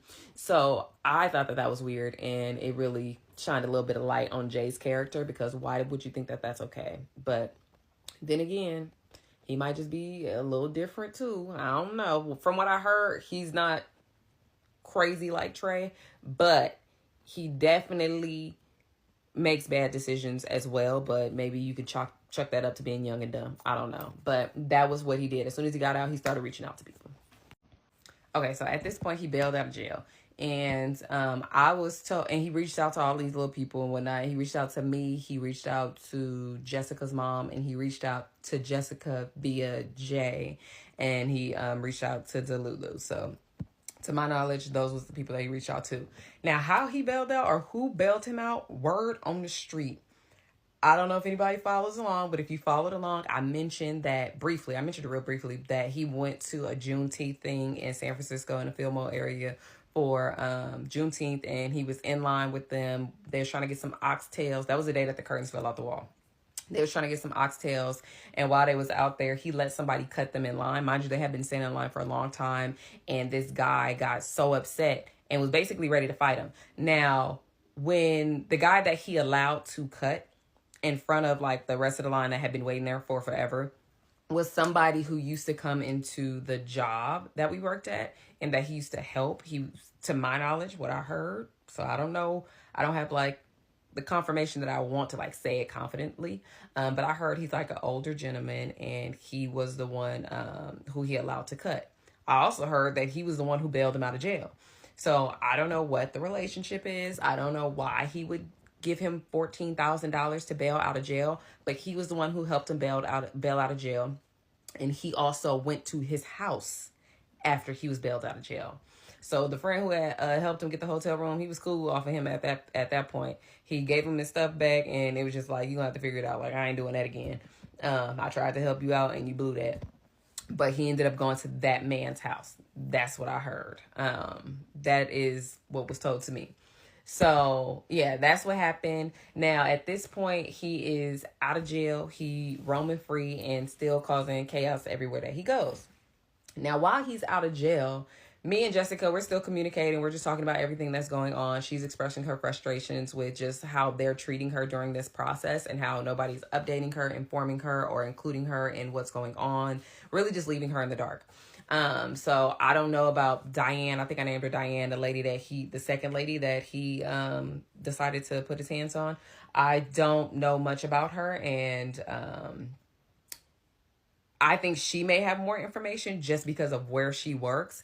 I think that she would have more information as to what's going on. So we're communicating, and at some point I decided to pull incident reports. So I didn't realize this, but on the inmate locator, it has like the incident number, and I had screenshots of every time that he was arrested that I was aware of. And I looked it up, and I was able to pull the incident report. Now, I pulled Jessica's incident report first because that's just what came to mind. I pulled hers first. And when I pulled hers, it had his mugshot. I was like, okay, mugshot is on there. He looked normal on that one. And then I read through what happened there. I wonder if I could read through it here. Okay, I was looking at the incident report. The incident report hella long, so I'm going to read it, but I'm going to read it separate because I ain't got enough time for one video. But basically, I looked at the incident report. It basically described everything that happened, and it had like the officer's version of what happened. And they described what they found on him, what he basically took from the house with him. And he said the metal detectors went off and all that. So they found that on him, and they just gave a description of that. Now, mind you, some of the information is redacted because I had to request this, but it is public record, so I was able to get it. It wasn't an issue, but it gave more detail. Then I was able to get the second one for Diane, that I just say Diane because I'm gonna give her that name, what from her incident. Now hers looked very different from Jessica in a sense of Jessica's was like 4 pages. It had what the police officer said. I think it even had like a description from her. Like it had all that in there. And it showed, I think also because it was domestic, there were certain things that they had to mark, like yes, no, like to certain questions. But when I looked at Diane's, it was 2 pages and it was basically not as much information. The only reason why I know as much as I know about what happened that night is because I was listening to the court case. I was listening into court and that's how I got the information. But what was really strange, because I sent this to Jessica, he looked normal on her report with the mugshot, but on the second lady's mugshot, it was given tenderloin, crackhead, dope fiend. Like you had to be on something. Eyes all weird. It was just ill. But I have both mugshots.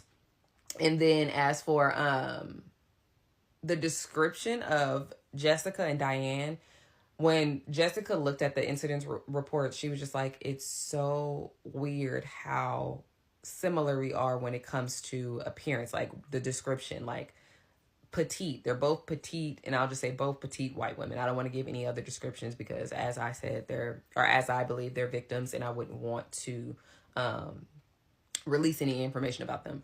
But she was like, that's very strange to her. The biggest difference between them from what I read was the age difference. They were different. They were like 20 years apart when it comes to age. But other than that, like weight, height, build, like very similar. Very similar. So that was something that was strange, but that was something that I was able to get. Now, also during this time, Jessica realized, she touched base with me because it dawned on her. She was like, I don't know if this is right, but she basically reached out to me because shortly after he put his hands on her, she realized she had charges on her credit card that she didn't recognize. So she looked at it, she disputed it, changed the card, all of that. Later on, the bank reversed those charges. They gave her temporary credit and then they reversed the temporary credit basically. And then she was just like, what the hell? Like she wasn't expecting it. So when she started to look at it, she sent me the statements. Like, I think he was going to all these places. She's highlighting all these different places and all these different bars that he was going to. I could probably like list out the bars, but showing all the different bars that he was going to. And as she's sending me the statements, I'm recognizing charges.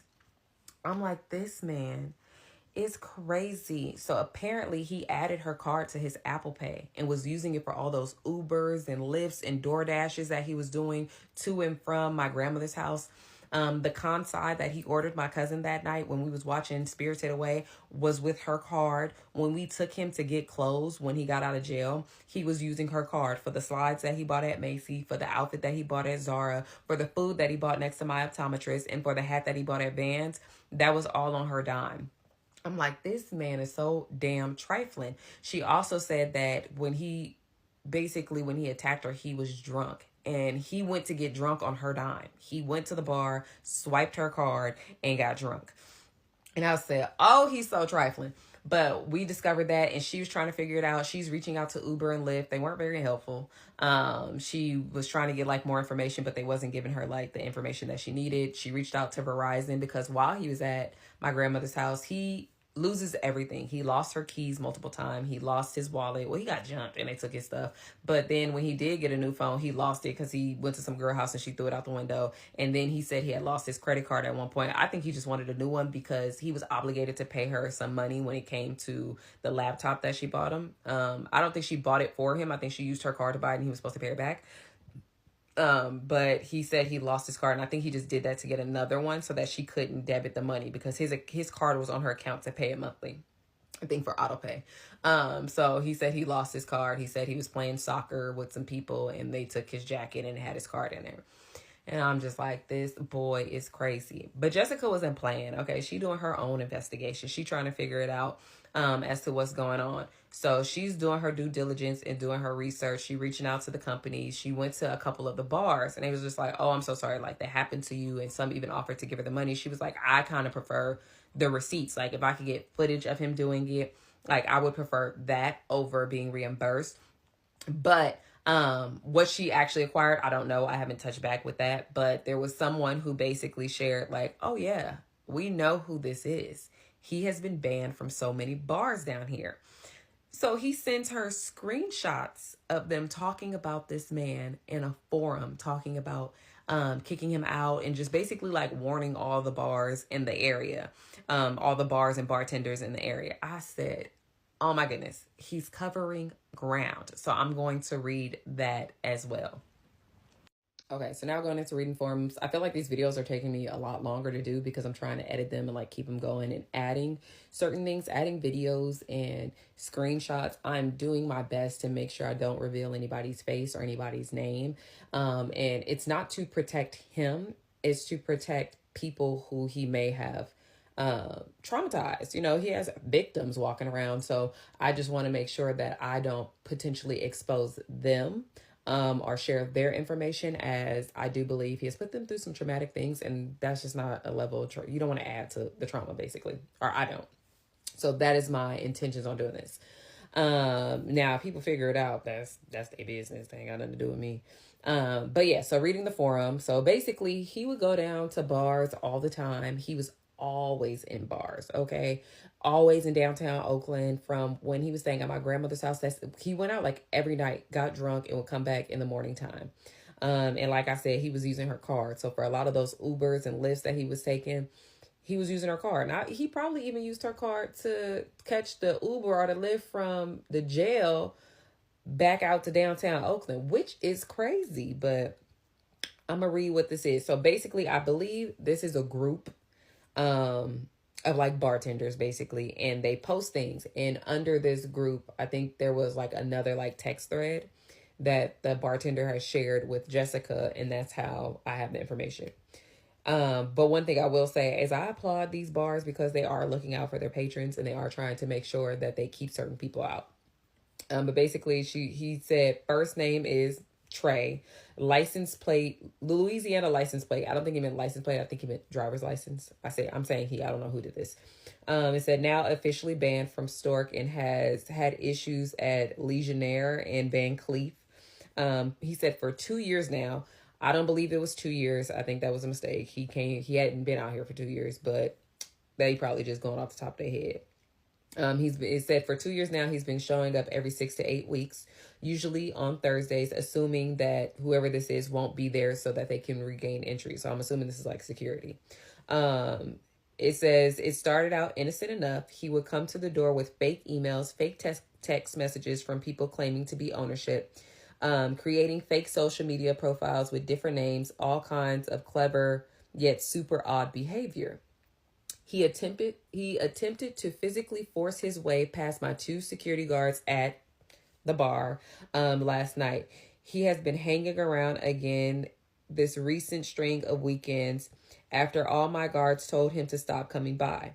He loves to pick fights with guards and get into females' personal spaces. Keep an eye out. So that was basically the bolo that they sent out to each other.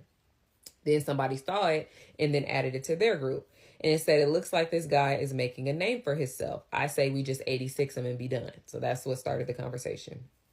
Then they all started replying. Somebody was like, I agree with so-and-so. Somebody else said agreed. They said where they pulled the post from.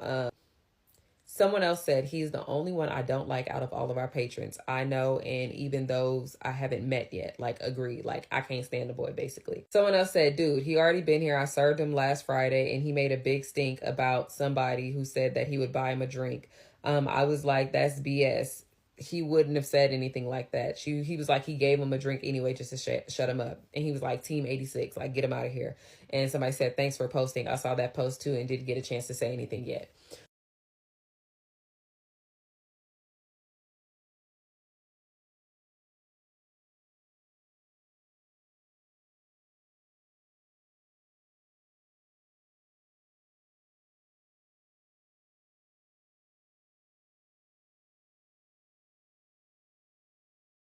So they already have a problem with him. Now, this is what they said. Okay, so even after the whole bartender thing, that's one thing. I was still talking to Jessica, and Jessica was revealing some stuff. Like, we were still comparing notes. So when we were talking, she basically gave more information about the barber and how the barber was receiving like weird calls or something in regards to him, like people looking for him. She also said that the barber said that he slept on his floor one night. So I'm like, that's weird. And then come to find out the barber is gay. Now, I don't really want to focus on people's sexuality, but I'm bringing it up because it gave like aha moments. So she said that the barber's gay, and I was like, because when I dropped him off at the barbershop and he did the whole I'm not gay thing, I'm like, okay, like I don't really care about people's sexuality, but because you're doing that now, I got to connect dots. So he did that, and then she was saying like he would always go to like gay bars and would hang out with gay men.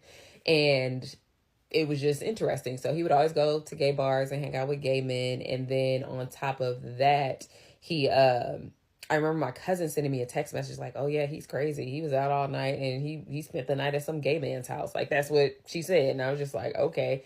And I didn't think nothing of it at that time. I'm like, okay, whatever. He spent the night at a gay dude's house. It's San Francisco. It's the Bay Area. Like dime a dozen. Okay. Everybody got their own thing going on.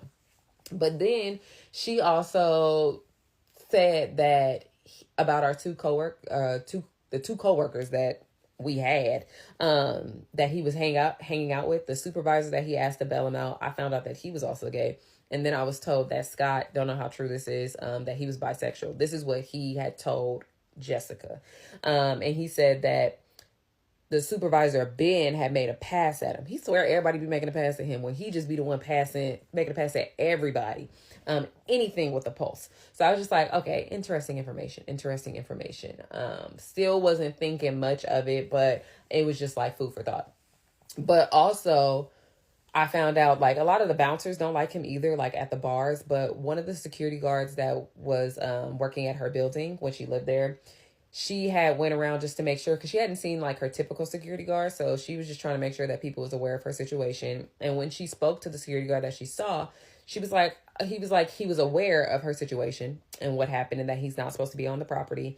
And he mentioned that a few nights, like a few nights after the whole altercation, he had came to the apartment and was trying to get in through the garage. So when he was bailed out of jail, when they dropped the charges and he got out of jail, he went back to her apartment complex and was trying to get into the apartment. And the security guard happened to remember the photo of him, was like, nah, you can't be here, and made him leave. So he still went there. He violated that restraining order so many times, it's not even funny. But yeah, so he went there and was trying to get into the apartment building through the garage. But he made him leave. Now, luckily, Jessica wasn't there. So even if he was successful, he wouldn't have been able to have access to her. She was not there at the time. But yeah, so he's crazy. He clearly doesn't care for the law, and the law be bigging him up. Okay. But yeah, so that was something that was interesting. But he also mentioned like the bouncers don't like him, like at the bars, because that same security guard be working at bars too. And he's like, they don't like him. And anytime they get to put their hands on him, they be down. Like, it's like, oh, you want to fight back? You want to do too much? Like, we're going to toss you out. We're going to give you, what's the name? Jazz, like Fresh Prince, toss him out. So that's like the kind of treatment that he gets with the bars in downtown Oakland, which is why I don't think he frequents there anymore, or at least not as much. But he was always down there. But I just want to applaud the bars, because at least they try to keep him away from women. They try to get him out of there. They are consistent with making sure that they let everybody be aware of what's going on with him and to not let him in. But that is something else that was discovered. The boy is weird.